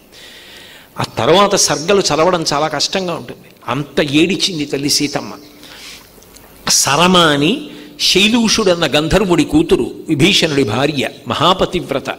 భర్త లంక విడిచిపెట్టి రాముడి దగ్గరికి వెళ్ళిపోయినా సీతమ్మ కోసం ఉండిపోయింది ఆవిడ. ఆవిడ పరుగు పరుగునొచ్చింది. సీతమ్మ నమ్మావా? రావణుడు మాట్లాడుతున్నంతసేపు ధనస్సుంది, రాముడి తల ఉంది. ఎవరో వచ్చి రాచకార్యం మీద మిమ్మల్ని రమ్మంటున్నాడు ప్రహస్తుడంటే రావణుడు వెళ్ళగానే అదృశ్యమైపోయి తల ధనస్సు. ఎందుకో తెలుసా? అది విద్యుజిహ్వుడు తయారు చేశాడు. రాముడు నిహతుడైతే యుద్ధభేరి ఎందుకు మోగుతుంది? విను, యుద్ధభేరి మోగుతోంది. రాముడు క్షేమంగా ఉన్నాడు. రామరావణ యుద్ధం జరుగుతుంది, రావణుడు నిహతుడవుతాడు. నువ్వు పట్టాభిషేకం పొందుతావు. కానీ సీతమ్మ, నేను నీకు ఒక మాట చెప్తున్నాను. నువ్వు ఇలా బేలవై ఏడుస్తూ కూర్చోవడం కాదు. ఈ సమయంలో నీ భర్త విజయం సాధించడానికి కావలసినటువంటిది, నీ భర్త ఆయువుని రక్షించడానికి, నీ భర్త తేజస్సుని కాపాడడానికి నువ్వు కూడా సూర్యోపాసన చెయ్యి. నీకు పూజామందిరం ఉందా, వాటితో సంబంధం లేదు. ఎలా ఆలోచన చేస్తావో నేను చెప్తున్నాను, ఇలా చెయ్యి అని చెప్పింది. గిరివరమభితో వివర్తమానో, మహానుభావుడు మేరు పర్వతం చుట్టూ తిరుగుతూ ఉంటుంది ఆ సూర్యుని యొక్క రథం. ఆ మేరు పర్వతాన్ని ప్రదక్షిణం చేసి వస్తున్నటువంటి సూర్య రథం, అందులో కూర్చున్నటువంటి సూర్యనారాయణమూర్తిని మనసులో ధ్యానం చేయి. నీకు అవకాశం వచ్చినప్పుడు ఎదురుగుండా ఆకాశంలో ఆయనే ఉంటాడు, చూసి నమస్కారం చేస్తుండు.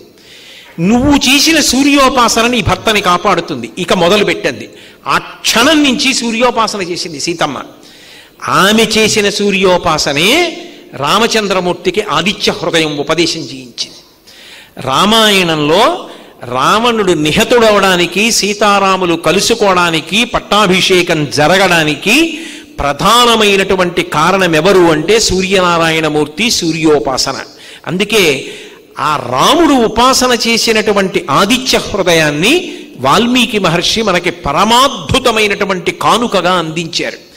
అలాగే అసలు మహాభారతం అయిపోకుండా, మహాభారతంలో ఏ ప్రయోజనం జరగాలో, ఏ ధర్మ సంస్థాపన జరగాలో ఆ ధర్మ సంస్థాపన జరిగేటట్టుగా మహాభారతం నడవడానికి కారణం సూర్యనారాయణమూర్తి.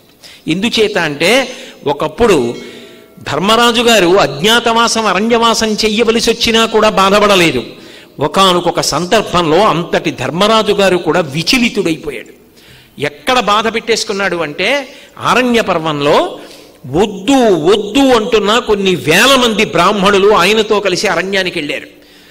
పురోహితుడు ధౌమ్యుడి దగ్గరికి వెళ్ళి ఏడ్చాడు ధర్మరాజు. ఇంతమంది బ్రాహ్మణులు వద్దు వద్దంటున్నా నాతో అరణ్యానికి వచ్చారు. నేను ఎక్కడి నుంచి అన్నం పెట్టను, రాచరికం ఉంటే పెడతాను. నేనే అరణ్యవాసం చేస్తున్నాను, వీళ్ళందరికీ రోజు అన్నం ఎలా దొరుకుతుంది? నేను అన్నం పెట్టని కారణం చేత వాళ్ళు శోషించిపోతే ఆ పాపం నాకు రాదా? ఈ కష్టం నుంచి ఎలా గట్టెక్కాలని అడిగాడు. వెంటనే ధౌమ్యుడు ఏం చెప్పాడంటే, ఈ లోకానికంతటికీ కూడా అన్నం పెట్టేటటువంటి వాడు సూర్యనారాయణమూర్తి. ఆయన వలన అన్నం దొరుకుతోంది లోకంలో. 108 నామములు చెప్తాను. అందుకే ఈ మాఘమాసంలో సూర్యనారాయణమూర్తి ఉపాసన అంత గొప్పది.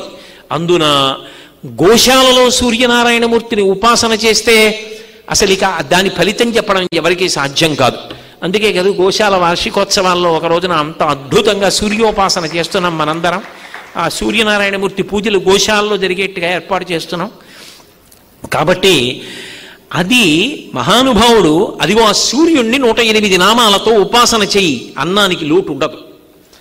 ఆయన ఉపాసన చేసిన వాడికి జన్మ జన్మాంతరములందు అన్నమునకు లోటు ఉండదు. ఉపాసన చేయమన్నారు. 108 నామములు, నామములలోని అర్థాన్ని భావన చేస్తూ ధర్మరాజు గారు కీర్తించాడు సూర్యుణ్ణి. వెంటనే దిగొచ్చాడు. నీకు అక్షయ పాత్రనిస్తున్నాను ధర్మరాజా, ఈ పాత్రలో ఏవి వండుతుందో ద్రౌపది, ఒక్క కూర, ఒక్క పచ్చడి, ఒక్క పులుసు, ఇంత అన్నం ఇందులో వండితే అందరికీ అన్నం పెట్టేంత వరకు అందులోంచి ఆ పదార్థాలు వస్తూనే ఉంటాయి. ఇక రావక్కర్లేదని గుర్తేమిటంటే, అందరికీ పెట్టేసి భర్తలకు కూడా పెట్టేసిన తరువాత ద్రౌపదీదేవి తింటుంది. ద్రౌపదీదేవి తినేసిన తర్వాత ఇక ఆ రోజు ఇంక అందులోంచి అన్నం రాదు. అప్పటి వరకు వస్తూ ఉంటుంది. ఎన్ని వేల మంది అయినా, లక్షల మంది అయినా అన్నం ఇస్తుంది. చాలా అక్షయ పాత్రని ఇచ్చాడు. దానితో ధర్మరాజు గారు ఆరణ్య పర్వంలో అరణ్యవాసం చేసినంత కాలం కొన్ని వేల మంది బ్రాహ్మణులకు అన్నదానం చేశాడు. లేకపోతే ధర్మరాజు గారి ఇబ్బంది ఎలా తీరేది? మహాభారతంలో ధర్మరాజుకి అంత తేజస్సు కట్టపెట్టి అన్నదానం చేయించిన వాడెవరు? సూర్యనారాయణమూర్తి. అంతేకాదు, అసలు ఒక చోట మహాభారతం భయంకరమైన మలుపు తిరిగిపోవాలి. విరాట పర్వంలో ద్రౌపదీదేవిని సుదేష్ణ పిలిచి, నా తమ్ముడైనటువంటి కీచకుడు ఇంటికెళ్ళి, నా సోదరుడి ఇంటికెళ్ళి మద్యం పట్టరమ్మంది. ఆవిడ పాత్ర పట్టుకుని వెడుతోంది. ఆవిడికి తెలుసు వెడుతున్నది పరమ భయంకరమైన వ్యక్తి దగ్గరికి వెడుతున్నాను, వాడు కాముకుడు. అటువంటి చోటికి ఒక్కదాన్నే వెడుతున్నాను. ఆమె వెడుతున్నప్పుడు ఎవరిని ప్రార్థన చేసిందో తెలుసా? తన పాతివ్రత్యం మీద తనకి నమ్మకం ఉన్నా సుధీష్ణ అంతఃపురంలోంచి బయటికి రాగానే ఆకాశం వంక చూసింది. సూర్యనారాయణమూర్తి కనపడ్డాడు. పరమభక్తితో నమస్కారం చేసింది. నువ్వే నాకు రక్షకుడవు, నిన్ను నమ్మి నేను వెడుతున్నాను కీచక మందిరంలోకని. చూశాడు మహానుభావుడు. ఒక రాక్షసుణ్ణి పిలిచాడు. అంతర్హితుడవై కనపడకుండా ద్రౌపదీదేవి పక్కన నడు. మహాపతివ్రత, మహాతల్లి ఆవిడ. ఆవిడికే అపకారం జరిగితే లోకాలు నిలబడవు. ఆవిడ పక్కన వెళ్ళు. ఆవిడికి విశేష బలం కావలసి వచ్చినప్పుడు ఆవిడలోకి ప్రవేశించు. నీ బలం ఆవిడ బలం అయ్యి ఆవిడ రక్షించుకుంటుంది, నా ఆజ్ఞ అన్నాడు. ఆ రాక్షసుడు ద్రౌపదీదేవి పక్కన నడిచాడు. కీచకుడితో మాట్లాడినంతసేపు ఊరుకున్నాడు. కీచకుడు తెంపరితనంతో ద్రౌపదీదేవి యొక్క చెయ్యి పట్టుకునే సమయంలో ఆ రాక్షసుడు ద్రౌపదీదేవి శరీరంలోకి ప్రవేశించాడు. విశేష బలాన్ని సంతరించుకుంది ద్రౌపది. ఆ బలంతో కీచకుణ్ణి తోస్తే వెళ్ళి అంత దూరంలో కింద పడ్డాడు. పరిగెత్తుకుంటూ విరాటరాజు యొక్క సభామంటపానికి వెళ్ళింది. ఆవిడ పాతివ్రత్యం నిలబడింది, మహాభారతం నిలబడింది. లేకపోతే ఈ భూమి అంతా కాలిపోయేది ఆవిడ కళ్ళంబట నీళ్లు పడితే. కీచకుడంతకన్నా ఒక్క అడుగు ముందు కీసి ఉంటే. మహాభారతాన్ని నిలబెట్టినవాడు సూర్యభగవానుడు. ఒక మహాపతివ్రత అబల ఒక్క నమస్కారం చేస్తే కాపాడినవాడు సూర్యభగవానుడు. అంతేకాదు, అసలు నిజంగా ధర్మ సంస్థాపన జరగవలసి వస్తే, దుర్యోధనుడు యుద్ధానికి రావలసి వస్తే బలాబలాల్ని బేరీజు వేసుకున్నప్పుడు అర్జునుణ్ణి గెలవగలిగిన వాడెవరు అంటే కర్ణుడి బలం చూసుకుని వచ్చాడు. కర్ణుడు లేని భారతం లేదు. దుర్యోధనుడు రాడు యుద్ధానికి. ఆ కర్ణుడికి జన్మనిచ్చిన వాడెవరు? సూర్యనారాయణమూర్తి. ఆయన కర్ణుణ్ణి కన్నాడు కనుక కర్ణుడు ఉన్నాడనేటటువంటి ధైర్యంతో దుర్యోధనుడు యుద్ధానికి వచ్చాడు కాబట్టి అధర్మం అంతా పడిపోయింది, ధర్మం నిలబడింది. అసలు మహాభారతాన్ని నిలబెట్టిన వాడెవరు? సూర్యనారాయణమూర్తి. ఆయన లేనినాడు కర్ణుడు లేడు. కర్ణుడు లేని భారతం లేదు. ధర్మాన్ని నిలబెడతాడు. ఆశ్చర్యం ఏమిటో తెలుసా? మీకు రామాయణంలో భారతంలో కూడా భగవంతుడికి పక్షపాతం లేదనడానికి సూర్యపుత్రులే నిదర్శనంగా నిలబడతారు. సూర్యుడు ఇంద్రుడు వీళ్ళిద్దరూ నిలబడతారు. మీరు రామాయణాన్ని పరిశీలించండి. రామాయణంలో సూర్యుని యొక్క అంశలో వచ్చినటువంటి వాడు సుగ్రీవుడు, ఇంద్రుని యొక్క అంశలో వచ్చినవాడు వాలి. రాముడు ఇంద్రుని యొక్క అంశలో వచ్చిన వాలిని సంహరించాడు. సూర్యుని యొక్క అంశలో వచ్చినటువంటి సుగ్రీవుణ్ణి పక్కన పెట్టుకుని స్నేహం చేశాడు. అదే మహాభారతం దగ్గరికి వచ్చేటప్పటికి సూర్యుని యొక్క కుమారుడు కర్ణుడు, ఇంద్రుని యొక్క కుమారుడు అర్జునుడు. సూర్యుడు కొడుకు కర్ణుణ్ణి చంపేశాడు, ఇంద్రుడి కొడుకు అర్జునుణ్ణి పక్కన పెట్టుకున్నాడు.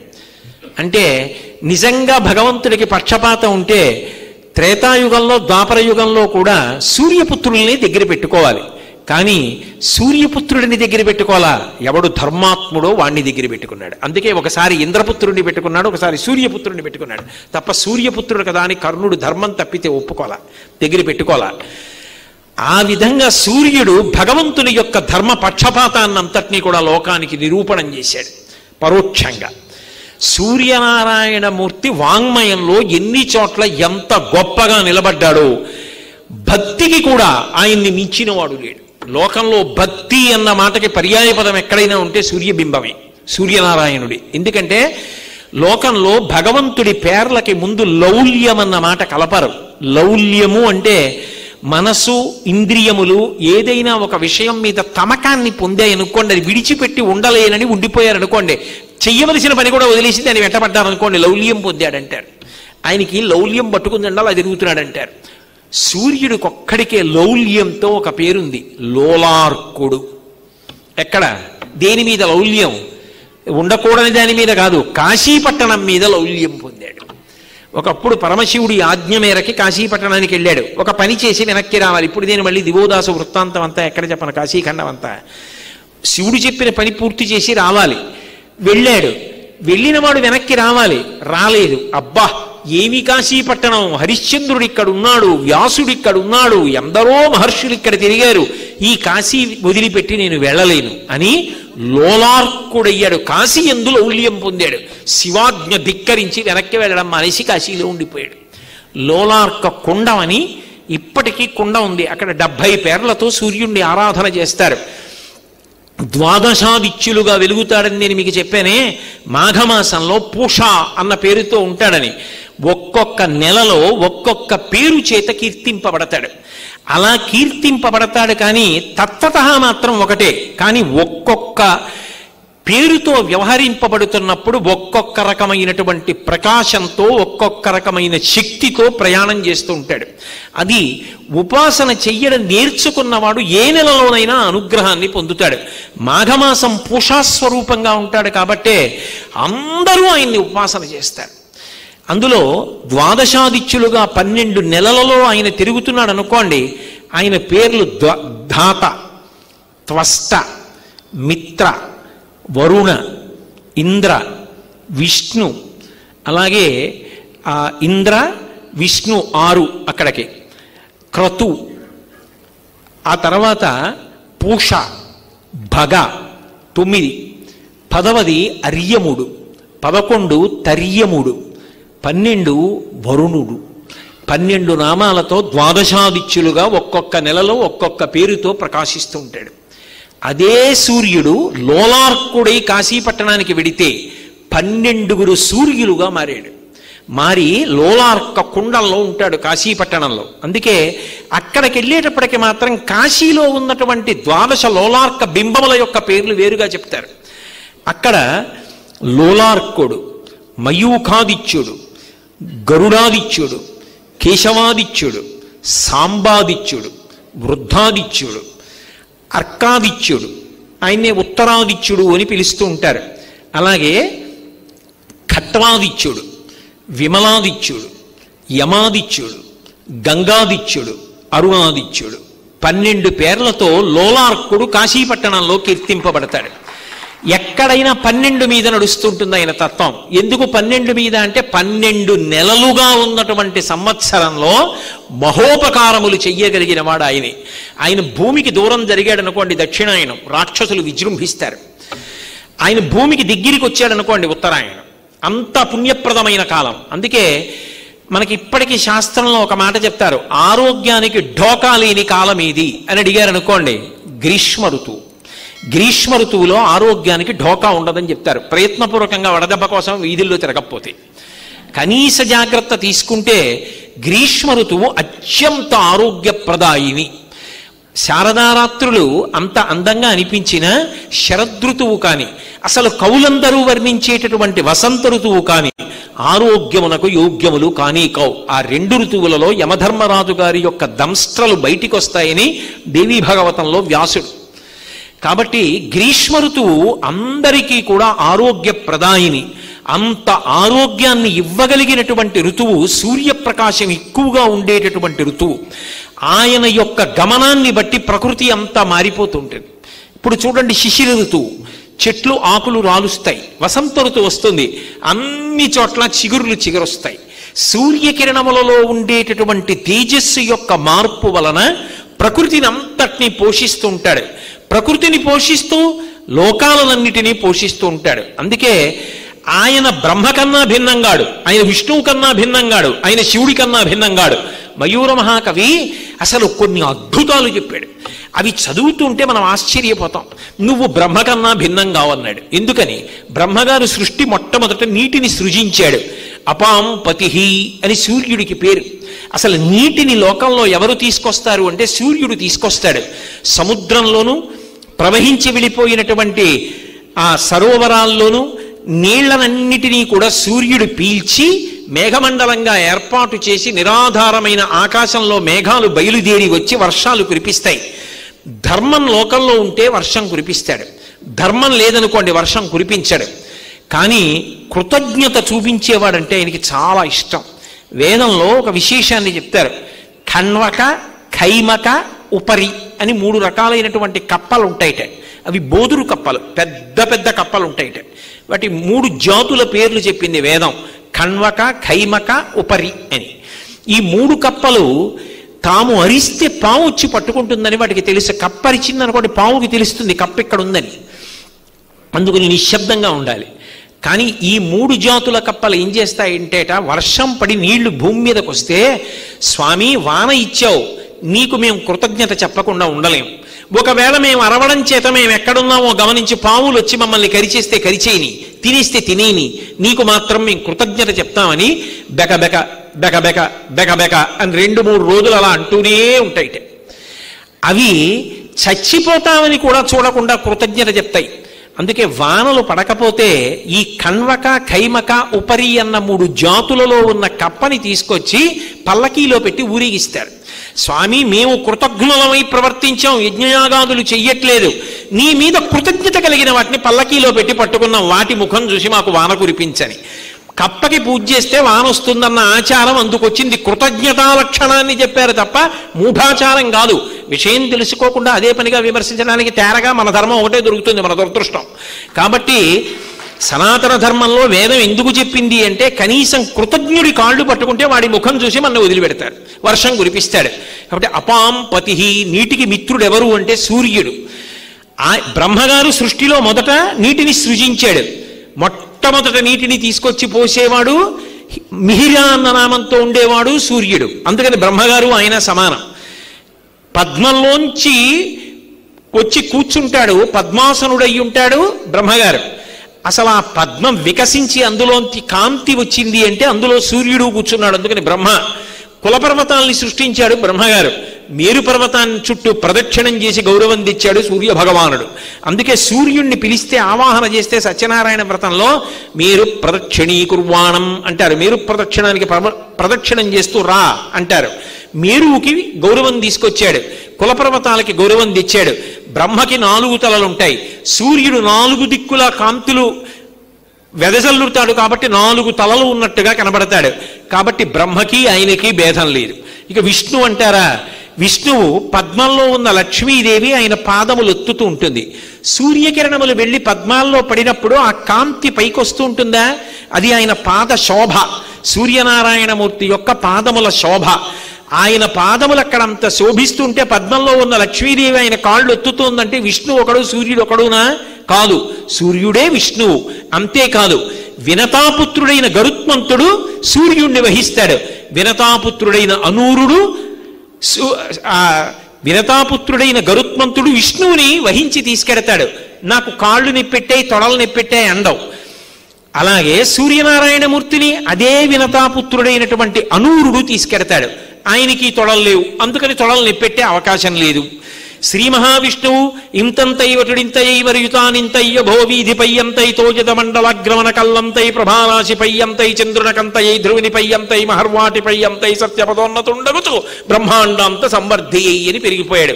సూర్యుడు బాలబింబంగా మొదలుపెట్టి లోకాలన్నింటినీ తన కాంతితో కప్పేస్తాడు. అందుకని ఆయన వామనమూర్తి విష్ణువు, ఈయన బాలబింబంగా వచ్చి పెరిగిపోయేవాడు ఈయన. ఏమిటి తేడా? ఇద్దరూ విష్ణు స్వరూపాలే. పరమశివుడు అష్టమూర్తులుగా చెప్తారు. భూరంభం చలలో నిలోంబర మహార్నాదో హిమాంసు పుమాన్ నిత్యాభాతి చరాచరాత్మక విధం యస్యైవ మూర్ఛష్టకం నాణ్యకించన విద్యతే విమర్శతాం యస్మాత్ పరస్మాత్ విభో తస్మై శ్రీ గురుమూర్తయే నమయిదం శ్రీ దక్షిణామూర్తయే అంటారు. 8గా ఉంటాడు అష్టమూర్తి తత్వంలో. కంచిలో పృథివీలింగం, జంబుకేశ్వరంలో జలలింగం, అరుణాచలంలో అగ్నిలింగం, శ్రీకాళహస్తిలో వాయులింగం, చిదంబరంలో ఆకాశలింగం, కోణార్కలో సూర్యలింగం, సీతాకుండంలో చంద్రలింగం, కాఠ్మండూలో యజమానలింగం. 8 మూర్తులుగా ఉంటాడు. సూర్యుడు కూడా ఈ 8 మూర్తులుగా ఉంటాడు. ఎందుకని? పృథివీ అంటే కేవలం మట్టి కాదు, ఆ పృథివిలోంచి పంట రావాలి, పంట పండాలి, ప్రాణులు పుట్టాలి, ప్రాణులు అందులో కలిసిపోవాలి. ఇది పృథివీ యొక్క గొప్పతనం. ఈ పృథివీ మీద వర్షం తీసుకొచ్చి కురిపించేవాడు, మొక్కలు మొలిచినప్పుడు పత్రహరితం ఏర్పడడానికి కిరణముల చేత ఉపయోగపడేవాడు సూర్యుడు. అందుకని సూర్యుడు భూమి రూపంలో ఉన్నాడు, వర్షం కురిపిస్తాడు కాబట్టి నీటి రూపంలో ఉన్నాడు. అగ్ని కన్నా అగ్నిగా వేడిగా ఉంటాడు కాబట్టి అగ్ని రూపంగా ఉన్నాడు. ఆకాశమనం దుఃఖగా తిరుగుతుంటాడు కాబట్టి ఆకాశ రూపుడై ఉన్నాడు. ఆయనే మనకి మనశ్శుద్ధినిస్తాడు. అందుకే సూర్యోదయ సమయంలో ఆచమనం చేసి ప్రాణాయామం చేస్తారు, వాయువుని నియంత్రిస్తారు. మనశ్శుద్ధి అవుతుంది ప్రాణాయామం చేస్తే. వాయురూపంగా లోపలికి వెళ్ళి సూర్యోదయ కాలంలో తన కిరణముల చేత చైతన్య స్ఫూర్తిని కల్పించి మనశ్శుద్ధినిస్తాడు కాబట్టి వాయురూపుడై ఉన్నాడు. అమావాస్య నాడు సూర్యుడిలో చంద్రుడు కలిసిపోతాడు కాబట్టి చంద్రరూపుడైపోయాడు. అదే సూర్యబింబం కాఠ్మండూలో సూర్యుడుగానే ఉన్నాడు. సూర్యుడు అన్న పేరుతో ఆకాశంలో తిరుగుతున్నాడు. ఇక యజమాని ఏం చేస్తాడు? బ్రహ్మచారి వచ్చే అన్నం పెడతాడు, సన్యాసి వస్తే అన్నం పెడతాడు, ఎవరైనా వచ్చి విరాళం అడిగితే ఇస్తాడు, 10 మందికి ఆశ్రయం ఇస్తాడు, 100 మంది కోరికలు తీరుస్తూనే ఉంటాడు. యజమాని అందరి కోరికలు తీర్చినంటే సూర్యనారాయణమూర్తి లోకం యొక్క కోరికలన్నీ తీర్చిన పెద్ద యజమాని కాబట్టి యజమానలింగం. ఇప్పుడు సూర్యుడు 8 రూపాలు అయ్యున్నాడు కాబట్టి సూర్యుడే శివుడు, సూర్యుడే బ్రహ్మ, సూర్యుడే విష్ణువు, సూర్యుడే శివుడు, సూర్యుడే అష్టమూర్తి. సూర్యుడు కానిదేది, ఆయన కానిదేది కానప్పుడు ఆయనకి చేసిన నమస్కారం అందరికీ చేసిన నమస్కారం. అంత గొప్ప ఉపాసన సూర్యోపాసన. అందుకే మీరు రామాయణం చూడండి, భారతం చూడండి, భాగవతం చూడండి, లేదా కాశీఖండం చూడండి, మీరు దేన్ని పరిశీలనం చెయ్యండి, దేన్ని పరిశీలనం చేసినా అందులో సూర్యనారాయణమూర్తి యొక్క స్పర్శ ఉంటుంది. అసలు సూర్య స్పర్శ లేనటువంటి కావ్యం కాని పురాణం కాని లోకంలో ఉండదు. అన్నిటికన్నా చాలా తేలిక మార్గం మనంత మనంగా ఇలా ఒక్క నమస్కారం చెయ్యడం. ఒకవేళ ఆయనకి వైదికమైన నమస్కార ప్రక్రియ మనకి చేత కాకపోతే ఆ ప్రక్రియ తెలుసున్నటువంటి వ్యక్తి వచ్చి సూర్య నమస్కారాలు చేసి తీర్థాన్ని ఇస్తే తీర్థాన్ని పుచ్చుకున్నంత మాత్రం చేత ఆరోగ్యం కలుగుతుంది అనడానికి ఎందరో ఆయన అనుగ్రహంతో ఆరోగ్యాన్ని పొందారు. చర్మవ్యాధులు ఉన్నవాళ్ళు ఎందరో సూర్యోపాసన చేసి ఆయన వలన ఆరోగ్యాన్ని పొందిన వారు ఉన్నారు. మా గురువుగారు నాతో తరచుగా అంటూ ఉంటారు, హృదయ సంబంధమైన వ్యాధులు, కాలేయ సంబంధమైన వ్యాధులు, ఎన్నో వ్యాధులు ఉన్నవాళ్ళు ఆదిత్య హృదయాన్ని ప్రతిరోజు ఉపాసన చేసి ఆరోగ్యాన్ని నిలబెట్టుకున్న వాళ్ళు ఉన్నారు. అపారమైనటువంటి జ్ఞాపక శక్తి సూర్యనారాయణమూర్తి యొక్క అనుగ్రహం. ఆయన అనుగ్రహం కలిగినటువంటి వాడికి విషయాన్ని మరిచిపోవడం అనేటటువంటిది ఉండదు. భూపసభాంతరాళమున పుష్కలమత్యతురత్వము. ఏది జ్ఞాపకం రావాలనుకుంటే అది జ్ఞాపకం వచ్చేటట్టుగా చెయ్యగలిగినటువంటి చైతన్యమూర్తి. అన్నిటికన్నా ఆయనలో ఉన్న గొప్పతనం ఏమిటో తెలుసా? వాల్మీకి మహర్షి అభయం ఇచ్చారు, కాంతారీషు భయేషు చ.